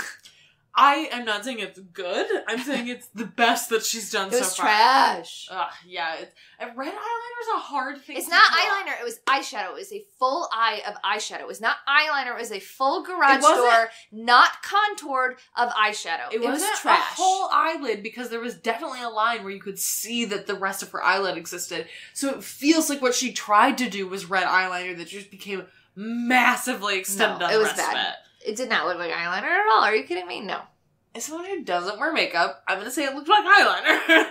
It was enough. As somebody who has perfect eyeliner, it wasn't eyeliner. No, I know that. I'm not saying that. I'm saying that that's the look they were going for, and it's You will never meet another person who does eyeliner better than me. That's probably true. That's not a professional makeup artist. Yeah, I was going to say as like a non-professional, that's probably true. I know a couple people who do very good eyeliner, but don't do the same kind as you, and yours requires a lot more skill. Yeah. Because you do a thick eyeliner. Thick-ass eyeliner. Because I don't like to fuck with eyeshadow. You know if you I would do multiple colors of eyeliner. And I will not do eyeshadow. I don't understand eyeshadow. I really want to. It's hard. I tried. It's hard. I tried for a long Blending time. is hard. Blending is very hard, and also you need like fresh brushes every goddamn time you use it. I'm like, that's not my life. I can't. Cannot. Naya's a face because she's fat. Oh, mouthful of beer right there. That was... I don't know what to say. It made me so deeply uncomfortable. You know what's the thing that made me the most uncomfortable? Alexa's very public battle with eating disorders. Yep. Me too. Me too. It was like just the First of all, we should not have had this long goddamn shot of Naya crying. It felt awkward and fucking awful. Though she did an excellent job. She did a great job. This was clearly planned. It wasn't like she clearly made this decision like, I'm going to be a part of this. Obviously. But also like... Well, I don't know if she made the decision. They tell them what to do. Well, yeah. But I'm going to make the decision to commit to this moment. Right. Like, I'm going to act my soul out. I'm going to do this shit. Right, exactly. I'm going to show my cousin The Rock that I'm a better actor. But also like... that you would make someone access that kind of pain live on TV. Because it's real. Is fucked up. I mean, it's a storyline, but she talks about it all the time on Total Divas. And yeah. And to come from somebody who is very tiny, but also who has struggled with an eating disorder. It is so open about it. Like, and it was a big part of her Total Divas storyline, so it's not just like, oh, well. Also, Naya hasn't always been this big. Also, so to be like, cares? You grew up, I know. It's the only way that this is even remotely acceptable, and acceptable, not good, is if Naya comes back and is like, you caught me in a weak moment, but here are A through B why this is wrong. Kind of how Mickie did it, where Mickie was like, yes. I'm not old. This person is older than me. You're a dumb biscuit butt. Yes, exactly. It doesn't justify it, but having the person call out and essentially point out the hypocrisy and all that stuff, like, makes it better. Right, and I understand that they needed a way to make Naya a babyface because she's so popular that they need that. But, like... They do need baby faces. They desperately need baby faces. So especially I totally switching Mickie. Like, what do you have? Bailey is your only baby also, face. Oh my god, Mickie looked hot. Mickie looked so hot. She walked on screen and I was like, you could just see her at first from like tits up, and I was like, damn, this nylon thing and this jacket, girl, you're doing it. And then they zoomed out and it was that like cut bodysuit, and I was like, oh, I'm bi. I mean, for sure I'm bi. This is fucking crazy. It is objectively a terrible outfit. But Mickie looked fucking hot, and instead so hot, because her gear often looks like I'm a mom who wrestles. Yes, even though that's a lot of the gear she used to wear, it just like translates that way. But this one was like, I am a woman of a particular age that is still fucking hot. Yes, and I'm going to wear whatever I want because it's like a fashion that no fucking millennial would put that on. Well, because it's like. Country mom goes to the fucking rodeo to make all the guys like pass out. But also like there was that outfit that Nikki Bella wears where it's the bodysuit with the sweatpants. It sort of felt like that, only Mickie was like, oh, you want to do sweatpants? Bitch, I'm gonna wear a leather jacket and also the sexiest bodysuit of all time. To me, it is 100% like hot country mom That's exact, but like not mom and like a hot country MILF. It's like, I know that you think that I'm old and I don't got it anymore, but let me show you. Cause damn. Cause nobody else would wear that outfit except for somebody who's 38. Like, nobody else is gonna wear the outfit. No. But like, if my mom had a body like that, my mom would wear that outfit. Oh, like, for sure. Yes, absolutely. My mom would who wear is that. 40. My mom who's 40. That's only 40. That cannot be right. Was she 10 when she had you? No, my mom's 49. Yeah, she was 19 when she had me. I was like, I know she was young, but she was not that young. No, she's 49. But like, my mom is younger and would wear something like that if she had a rockin' bod. Absolutely would. Totally. 1000%. It's just like Mickie finally felt like she just accepted that she's still really hot. That's what you can do as a heel. You can't do it as a babyface. Because otherwise you're just like, LOL, old lady. But as a babyface, you're like, yeah, I'm a hot bitch. Fuck you. Like, she really tapped into it, and I'm like, here for it. I like it. Yeah, she looked so hot. Ugh, so into it. But returning to the terrible fat shaming, like, I don't understand why they decided this was a good idea to do with Alexa. And, like, unless we get some kind of follow-up, like... I'm sure we will. We have weeks up until Mania, so I'm sure we will. Well, it feels, too, like what they're building towards is Alexa versus Nia, and that Asuka's gonna dip and is gonna sign up for Charlotte. Because Ruby's not gonna beat her. Like, she's just not. And literally, who else is there? Yeah. Like, Becky, sure, but Becky's not in that picture. Like, she's just not. Like, no, nobody else on the SmackDown Women's roster is in the picture. Exactly. And so it feels only appropriate that Asuka's gonna be the one to switch over. And, like, it kind of feels inevitable at this point, too. Like, it's... So... If Alexa and Braun lose to Miz and Asuka, then Charlotte and Bobby and Asuka and Miz meet, right? Theoretically, if Charlotte and Bobby beat Lana and Rusev and then also beat the fan pick. But they're gonna. Yeah, they're gonna. But I'm just saying, like, I didn't think Lana was gonna win, so who knows what's happening. So if they make it to that point where it's Asuka Miz versus Charlotte and Bobby, and Asuka Miz wins because Asuka pins Charlotte. I mean, that would set it up, yeah. That's a really good setup for that. And like, I can totally... When does the final happen for the Mixed Match Challenge? The Tuesday before Mania. So it can happen. Yeah, but they're not going to wait till the last minute to not have Charlotte have an opponent. Aren't they? You think that they won't? I absolutely think they will. I think that Charlotte will wait until the last second to have an opponent and be like, no one can beat me. I don't know what you fucking want from me. They'll set it up as a 3 between Nia, Alexa, and Asuka. And the week before, Asuka will be like, you know what? Bye. I'm fucking done. I beat her in this mismatch challenge. I don't want to do a 3-way. I'm here. I feel like that seems like a best case scenario. They don't give a fuck about SmackDown. That's the thing. Is like if Charlotte was the Raw champion, I wouldn't believe it. But the fact that she's the SmackDown champion and they don't give a shit about SmackDown makes me think that they may wait until a week before, especially because we have Fastlane, and then you get all the fallout from Fastlane, and then you have a week to build, and then you have the week before they challenge. Like, it feels very possible that something like that could happen as a result of the Mixed Match Challenge. I guess. I just really don't see them waiting that long, but I guess. I feel like the fact that they're preparing, that they could prepare to wait that long, feels like they kind of have already decided that they can wait that long. Like, that those line up in that way does not feel like a coincidence. They clearly set this tournament up and were like, this will go until WrestleMania, and then WrestleMania will happen, and then we'll reset, and we'll do our... But what happens if Alexa and Braun beat Miz and Asuka? Then I think then who knows? Who knows what will happen? I feel like that could set up for Alexa versus Asuka, but at the same time, like, it really depends on who beats who. And I think that's a huge part of it. And if Asuka Miz beats Braun Alexa, that's what's happening. It's going all the way to WrestleMania, and it's going to be Charlotte. For sure. If they lose in that and the Miz breaks the streak, whatever, Yeah, I can totally see that happening. But it still feels inevitable that Asuka is going to move off of this pay-per-view. Yeah.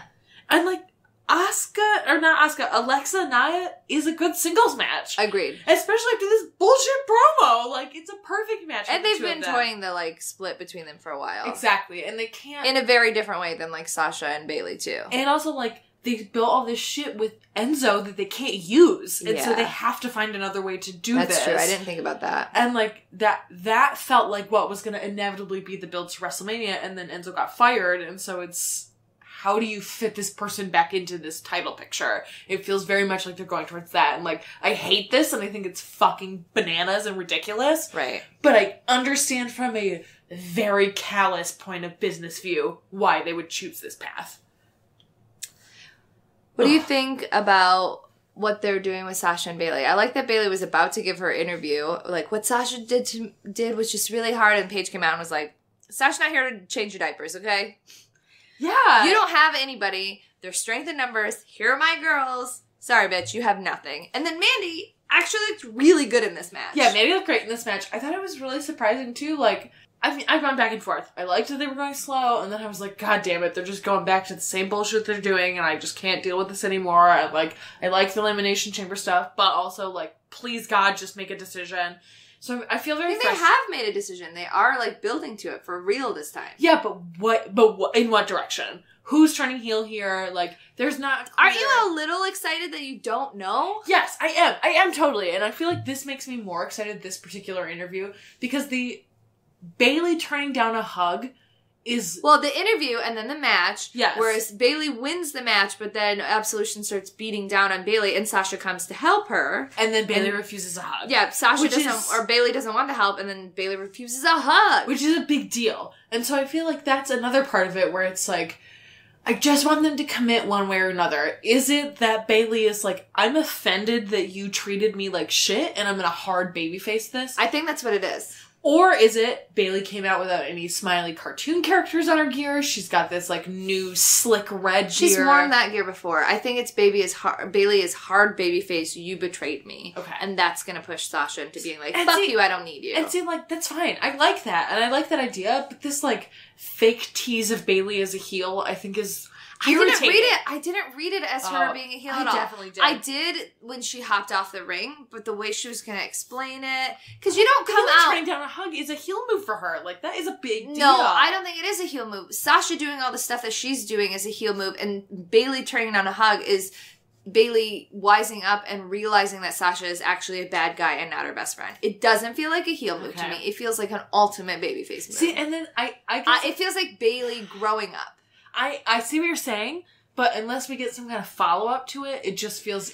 Because if she's going to do... open-ended and kind of pointless. If she's going to... If that was a heel move, her interview before... I mean, she only got one line out before Paige came out, but she said, what Sasha did was just really hard for me. Yeah. If you're turning into a heel, you don't say that. You say... But Bayley as a heel might. That's the thing, is that Bayley is such a weird But you character. can't walk... Because she's a weird character and is so lovey, like, you can't fine line a heel turn for her. Like, it has to be full heel turn. Yeah, that's true. Because they do that shit with John Cena all the time, where it's like... It doesn't work. Am I gray? Am I this? Am I that? And then it's like, nah, I'm a good guy. So yeah, I can see that. Especially if they view her in that role as like a John Cena type too. John Cena and Goldust was trash and weird. It was so weird. Even Corey was like, this is weird.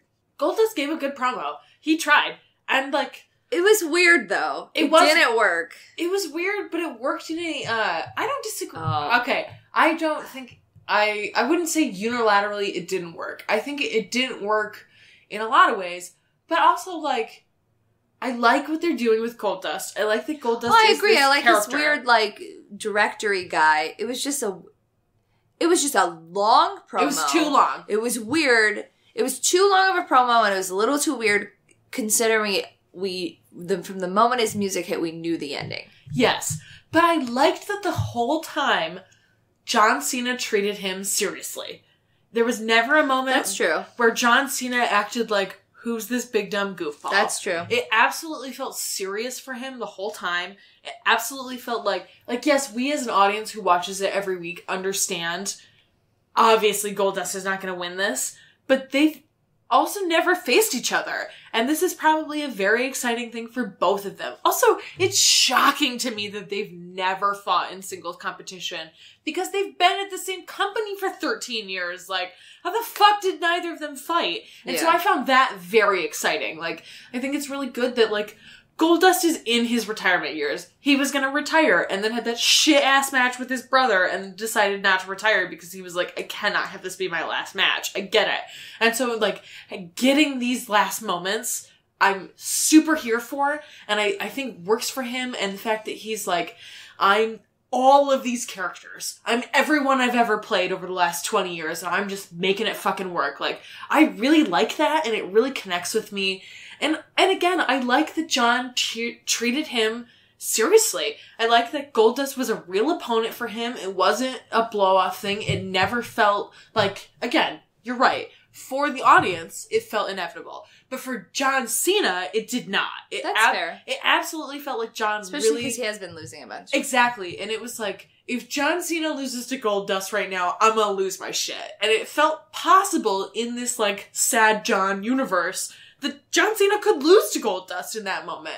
And again, we're smart people who have a podcast, and so it feels inevitable to us.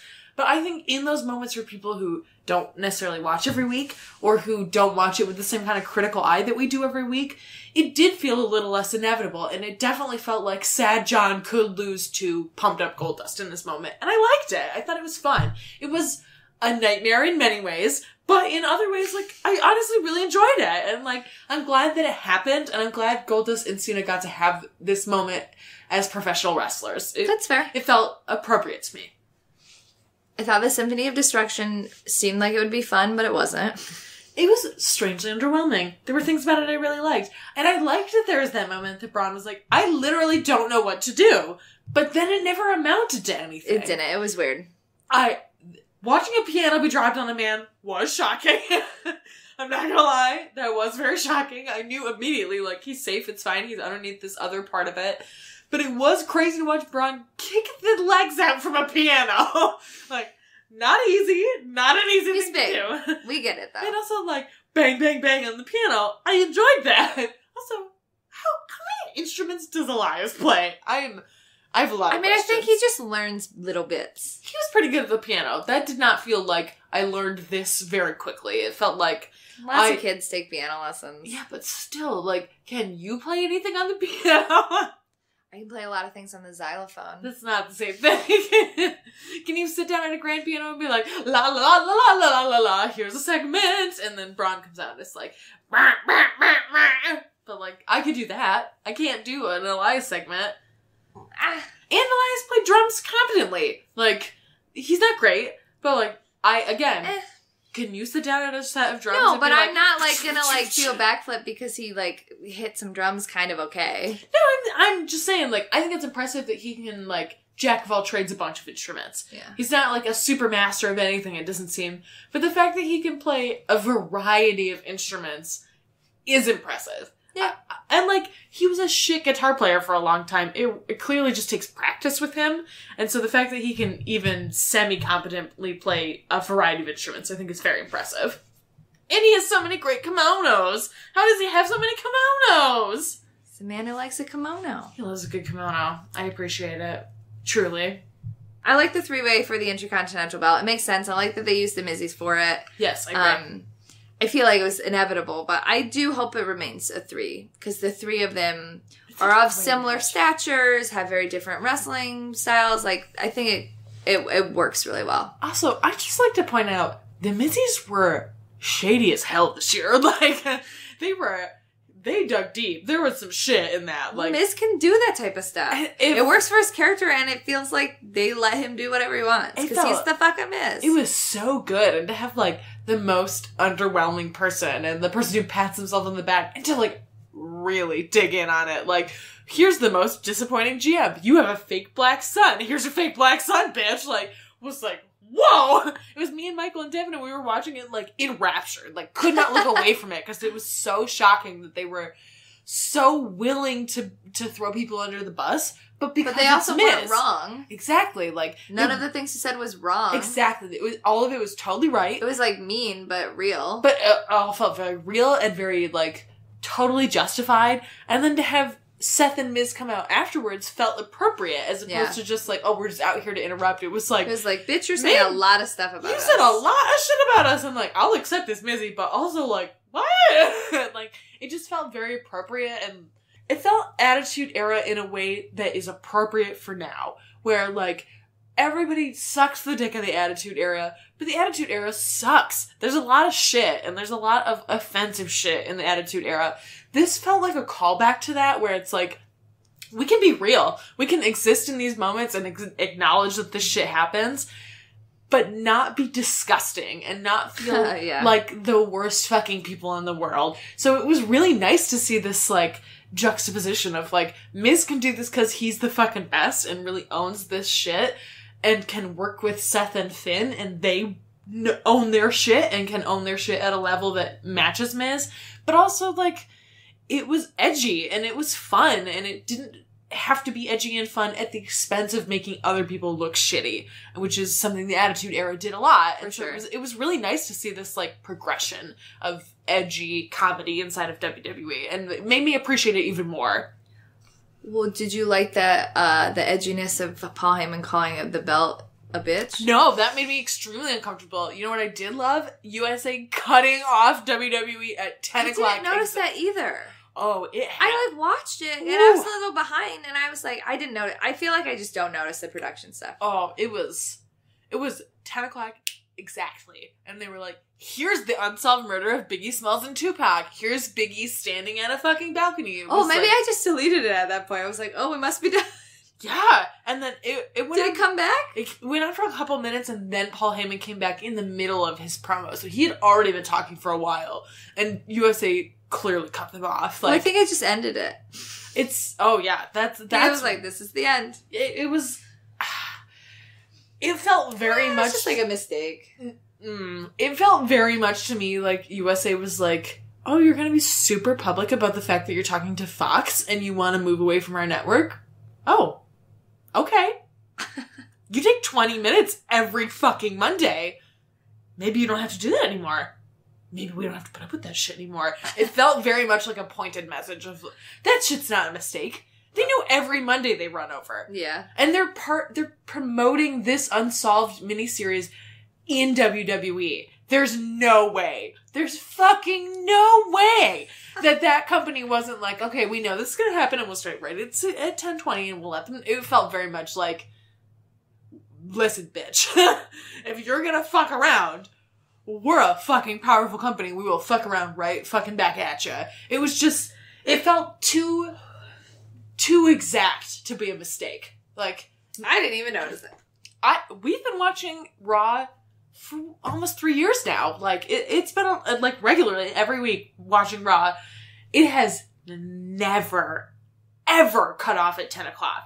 Ever. And so the fact that it exactly 10 o'clock cut off in the middle of Michael Cole saying something about the triple threat match did not feel like a mistake at all. And so I'm really interested to see what happens next week, how WWE times the ending. Like, are we gonna kowtow to this, or are we gonna, like, push back on the fact that we still have this contract? I think it's very interesting, and I do not think it was a mistake at all. And so it was very interesting. And then to watch Paul Heyman give the worst promo I've ever seen him give. Ever. Like, bitch, your client sucks, first of all. And second of all, I kind of just want Paul Heyman to retire. I'm, like, over it. He's good at his job, and I'm over it. I'm over it. Unless Brock leaves and he hooks up with Ronda, I don't give a fuck. I know that people want to see him with Ronda. I don't. Fully don't. Only because Ronda can't talk. I don't. I still don't. He knows how to handle people who have that kind of skill set. I just don't. But I get it. I totally understand.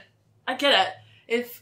If Paul has to stay, even after Brock leaves, because he's still in contract, put him with Ronda. There's nothing else that you should be doing with him other than putting him with Ronda. But if there's an option to just let him go, just let him go. But if you have to keep him, Ronda's the way to go. I don't know if Paul Heyman would want that. He's been open about he only wants to work with certain people. Yeah. So. Well. This the other big thing that happened on Raw is that they did tease the broken universe, but I'm just not prepared to be excited about it. They showed the boat and I'm not prepared to be excited about it. I'm not prepared to be excited about the Broken Universe with Bray Wyatt because Bray Wyatt has sucked for so long and they horribly misuse his character so much. And anytime they've ever tried to do deleted universe stuff, they've fucked it up. And I know that Rebby is there and I know that Jeremy Borash is there. Jeremy Borash is there. I know that, but I am not getting my hopes up. I'll get excited if I see it. Oh, I'm ready. I'm excited. I don't care if they let me down at this point. Like, the fact that they were willing to show footage from the original final... That wasn't footage from the original. That was all refilmed. Footage that's shot-for-shot recreation of some of the original stuff gives me a lot of hope. Like, you're right. It is clearly recreated, but it's... But also, do you want to see... I don't want to see Bray Wyatt in that universe right now. I don't want to see Bray Wyatt. I do. I'm actually fully over Bray Wyatt. I'm fully over him. I mean, I used to be like child support, but no, not even all that stuff. Like that's my hard line with him. Right, but I'm saying even if all of that didn't happen, I am done. It's not anymore like, oh, LOL, fuck you, Bray. Like I know that he's good, but I'm just done. I'm done. I'm completely 100% done. I fully hit my limit and I'm done. I want to see him on the Hardy compound, and I'm ready for him to lose. Like, I don't want him to win. I don't want he's not going to win. Yeah, I don't want anyone to win on the Hardy compound. But also, like, the idea of seeing Vanguard 1 and Skarsgård and Senior Benjamin again is so exciting that I don't give a shit who he faces. He could face literally anyone. And just to be able to see Matt get to play this character, really play this character again, is exciting. Part of the reason that the final deletion worked for me is that there were stakes, though. Like, him facing his brother, like, that's a huge stake. And them facing Decay, there were stakes there. There are stakes in this. No, there's not. He's gonna lose. Period. End of story. He's gonna lose. What stakes are there? Well, Decay could have won. They stole his baby, and they did win a bunch. But they were never going to win on the Hardy compound. But and Jeff was never going to win on the Hardy compound. But he owns half of the Hardy compound. I get that, like, Matt is gonna win, but it's just, there's no stakes with it.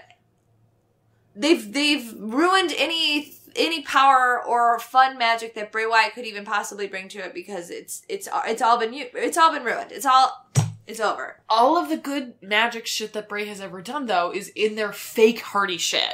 And so I feel like allowing him to actually work inside of that... What is good magic shit? Listen, I love the house burning down. I love that fucking stupid House of Horrors match because it's... That paid off to nothing. That House of Horrors match was trash. But it's because it paid off to nothing. That's part of the problem. The House of Horrors match, period, was awful. But so was Final Deletion. But not in the same fun way. The House of Horrors was bad because it was trying to be the Final Deletion. But because it's WWE trying to be the Final Deletion. I think that Bray can work inside of that universe and it can be fun. Also, I feel like Bray's the perfect person to be inside of that creepy, stupid universe because his character and he, also as a performer, accepts this weird shit. Like, if there's no one else inside of WWE that they can introduce this Final Deletion shit with. And also, this has been a feud that they've been having for long before he got here. And they, like, tried to do fake Final Deletion with the New Day versus the Wyatts because they were having this feud with Matt Hardy and Bray Wyatt, and it's been building for so long. I just I'm willing to suspend my disbelief that WWE is gonna fuck it up because I think that Matt and Rebby and Senior Benjamin and Jeremy Borash will record enough Matt by himself stuff that it will make up for any bullshit that they do with Bray. I feel like they've accepted that he's the central axis of this universe, and they understand that he is appealing, and his shit is appealing, and so I feel like they're building in that direction, even if Bray is bullshit, and LOL, fuck you, Bray, Matt is gonna be good. And the Hardy compound is gonna be good. And Rebby's gonna be good. And Senior Benjamin's gonna be good. As somebody who... And Skarsgård's gonna be good. As somebody who watches Impact regularly and watched the whole crescendo of that, I just don't think that the Final Deletion, universe fits in WWE, period. I don't think, even if the videos are good, whenever they... Because, Impact would do the videos and then they would do follow-ups in the ring and stuff. I don't think that's going to translate, and so it won't work. It's not going to be the same. I've just accepted it's not. Well, and that's fine. I don't need it to be the same. I just, like, fundamentally don't see how it's going to work. And I totally understand why you feel that way. I feel like there's more growth than I would normally give them credit for. And so I'm, like, excited to see what's going to happen. Again, they hired Jeremy Borash specifically for this, too. Yeah, no, I know. So that gives me more hope. If they were just doing this willy-nilly fucking whatever, yes, I would totally agree. Like, this is bullshit. Why are we doing this? But the fact that they've, like, really committed to the original Deletion universe, I think is a good sign that they're at least trying. And not in, like, the WWE doing it too big because they don't understand what the appeal of it is trying. I think that they, like, understand that Matt and Jeremy Borash know what they're doing and can draw in that. And I mean, I don't want it to anything fail. Else, WWE loves money. And the Deletion universe, the Broken universe, brings money. Like, straight up money. If they haven't ruined it with all the shit that they've done up to the, like, are people even going to be excited? Like, I don't know. There's a lot to say. We should call Fastlane now. The first match on the card right now is Natalya and Carmella versus Becky Lynch and Naomi. I think that Carmella walks away and it's just like, bye, I don't need this. Yeah, I agree. She abandons Natty and Natty loses, and it sets up for some heat between them, but also, like, heat between, like, Natty and the faces. Yes. That's my guess. I agree. So Becky and Naomi technically, but with Carmella leaving. Yes. Rusev versus Shinsuke Nakamura. Shinsuke Nakamura, obviously. But also, can we talk for just, like, a brief moment of how amazing this setup promo was? Like, it felt organic. It didn't feel forced in any way. It felt like we need a match. Both of us need a match. Mm-hmm. And so we're going to set this up, but not in a, like, ham-fisted, we're going to shove this down each other's face. It was just like, I'm here. I want this thing because I'm Money in the Bank winner. I'm Shinsuke Nakamura. I'm the best. And Rusev was like, you know what? Fuck you. I want a match. And to have that, like... Rusev challenged him to a match because he hurt his friend. Well, yes, but, like, fuck you, I want a match, basically. Like, you hurt my friend, fuck you, I want a match. And I liked that. It felt very organic, and I liked that they, like, set up that there's a reason that they want this, even if it's very briefly. And also, like... Shinsuke's singing was wonderful. It was, and also him singing Nakamura Day, and then Rusev being like, you can't just invent your own holidays. Like, it was so good. It was such a good, like, little encapsulated promo. Rusev has been really great lately. Rusev, Aiden, and Shinsuke, all of them, were just, like, crushing it. And I feel like all three of them have really suffered from WWE not giving them a goddamn thing for very long. And so anything that they get, they're like, we're gonna make this fucking work. And also, Shinsuke and Rusev are great wrestlers, and I want to watch them wrestle. For sure. And I'm really excited about it, so I'm excited about this match. I was like, I'm hyped now. I'm hyped for this because I want to watch this. Just this I'm excited about. The next match is Bobby Roode versus Randy Orton for the United States Championship Bobby Roode, who gives a fuck? You sure? Yes, I am sure. Then what does Randy Orton do at WrestleMania? Grudge match? Who gives a shit? Honestly. Well, it's just Randy Orton is like, I mean, I want to say that it's Bobby Roode, but I don't know. There's always Randy Orton just winning because he's Randy Orton. I feel like Randy Orton's gonna wind up in some, like, weird tag match at WrestleMania, to be honest. It doesn't feel like they have anything Randy Orton for wins him. all the time when he shouldn't win. That's why I feel like it's gonna be Randy Orton, because he wins all the time when he shouldn't win, and this is, like, the one belt he hasn't held. But Randy Orton is also working, like, a semi-part-time schedule right now and cannot be at house You wouldn't shows. think that he beats Bobby Roode and they set up for a rematch at WrestleMania? Yes, that I think is definitely possible. But I think because he's working semi-regularly and they really need the US belt to be on the SmackDown shows because they don't have a lot, that they're less likely to take the belt off of someone who's going to be at all of their live shows because it builds the belt in a way that they, like, really do need. Yeah, but you're giving them a lot of credit because it's Randy. I think Randy wins. Okay, I'm still saying Bob Orton. The Usos, Bob Orton. That's what Rusev calls him. Have you never noticed that? No. Jim Uso and Bob Orton. But it's Bobby Roode. Or, sorry. Yeah. Bob Orton is Randy Orton's dad. It's not what I meant. Sorry. Yeah, that's why I was confused. Bob Roode. Yeah, I've noticed that. Yes, Bob Roode. Sorry. This is his right name. We just watched WrestleMania 3, okay? I'm real stuck on the Bob Orton. The Usos He's way better than his son. The New Day for the SmackDown Tag Team Championship. The Usos have to retain it, I feel like. I agree. I feel like they have to. But the Usos, because their whole thing is that they have to be on the WrestleMania card. I mean, and how are the New Day going to be on the card? They can't host again. They hosted last year. I mean, they could. Jimmy Kimmel hosted the Oscars last year, and he did it again this year. I mean, that's true. There was a massive screw-up last year, and there's a reason. But, yeah, you're right. That's true. Also, Faye Dunaway and Warren Beatty introduced the final, or the... Yeah, it was dumb. They shouldn't have done that. It was not a funny... It was just like a drag queen, like, stunt move. So I heard somebody say that, and I was like, yeah, it is. It's just a stunt move to get people to watch. It was dumb. I mean, they did get it right. They also changed all of the typography for all of the envelopes because they were so worried they were going to fuck it up again, which I think is hilarious. It's dumb. Just, like, look at it. No, did you see the thing before? The category was in such small print that no one could read it. And so it was just like, here's the winner, but the category was so small that they couldn't tell it was the wrong envelope. That was why it happened. And so this year they made the category the biggest thing on the outside of the envelope. Yeah, it should have been that way the first time. I fucking totally agree. But that, like, before there was nothing on the outside of the envelope. And now this year they're like, here's this big ass thing. We're going to make sure you could see it. So it makes a little more sense to me. Anyway. Charlotte Flair versus Ruby Riott for the SmackDown Women's Championship. Charlotte's going to win. Obviously, yeah. As much as I would love for Ruby Riott to win, she will not. It's a pretty predictable pay-per-view. AJ Styles versus Kevin Owens versus Sami Zayn versus Baron Corbin versus Dolph Ziggler versus John Cena in a six-pack challenge for the WWE Championship. Okay. AJ wins. Obviously, but who does he pin? Right? That's a hard thing. That's a hard question. I think Baron Corbin. He's the most irrelevant one in this match. That's why he's probably going to get pinned.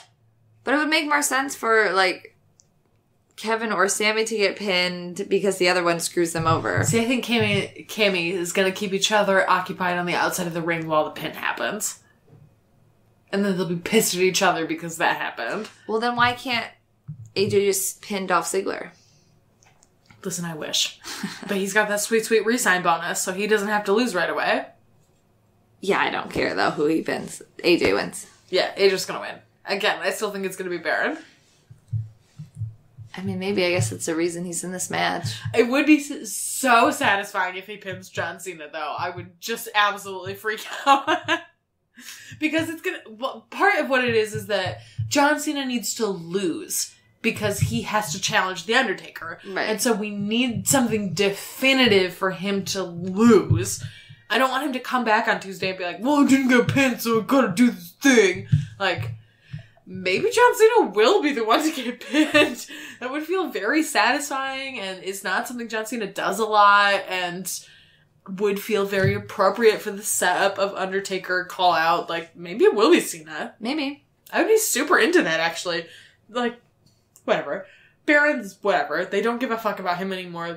And I've come around on him because he's a legit human being. But as a wrestler, like, who gives a shit? But also, like, it would be much more impactful if John Cena was the one to take it. I don't know. I guess the only one that I disagree with is Bobby Roode and Randy Orton, but everything else seems very obvious. I mean, it feels like Randy Orton is going to wind up doing some shit with Jinder Mahal again. Yeah, but the three of them are in that whole feud. I don't know. We'll see. I don't know. Let's stop talking about wrestling. Okay. All right, well, you can find us on the internet. I'm at Stella_Cheeks. I'm at Urgency. You can find us at NotYourDemoPod on Twitter as well. You can find us on NotYourDemographic.wordpress.com. You can send us an email at notyourdemo@gmail.com. And you can find us on iTunes, where you should rate, review, and subscribe. You should also find us on Cage Side Seats, because we're there too. And also, you should look for our Patreon. Oh yeah, I always forget to put We have a Patreon! And we have new shirts. We have new shirts. You should check out our new shirts. They're fucking cool. They're great. They're super cool. I really like them. I'm obviously going to get one of our own shirts, because I'm that person. And also, we put out new episodes every month for the Patreon, and like... We're recording new stuff this week, and we're gonna continue our Every WrestleMania Ever series. Just every Mania ever. Whatever. Yes, we are continuing. We're recording a bunch of bullshit on Sunday, so if you want to hear all that bullshit, subscribe to our Patreon. You can find it at patreon.com/, Not Your Demo Pod, or you could go to our website and click on the link that says Patreon right Or up you at the can top. go to our Twitter and click on the pinned tweet, which is also our Patreon. Look at that. There's so many ways to So find. many You could go ways. to my Instagram and also find it in the pin. Look at that. So easy. So easy. So easy. Brain mode. Not even 2 words warning. Nope. Damn. Just ready. Bring on, we're done. Brain mode, we're done. I have it papered right. Brain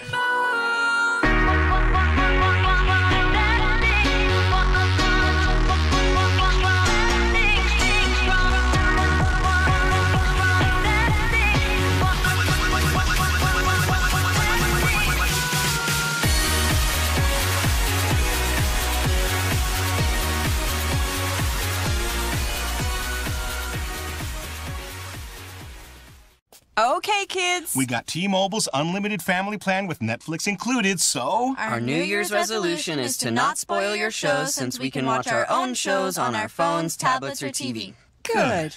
Get 4 lines for just $40 each per month with AutoPay, taxes and fees included, and a Netflix subscription on us, so you can watch your favorite movies and shows. Only with T-Mobile. Video streams at 480p. A small fraction of customers using over 50 gigs per month may notice reduced speeds. Netflix for 2 screens included. Terms apply. Price includes sales tax. Okay, kids. We got T-Mobile's unlimited family plan with Netflix included, so... Our New Year's resolution is to not spoil your shows since we can watch our own shows on our phones, tablets, or TV. Good. Get 4 lines for just $40 each per month with AutoPay, taxes and fees included, and a Netflix subscription on us, so you can watch your favorite movies and shows. Only with T-Mobile. Video streams at 480p. A small fraction of customers using over 50 gigs per month may notice reduced speeds. Netflix for 2 screens included. Terms apply. Price includes sales tax.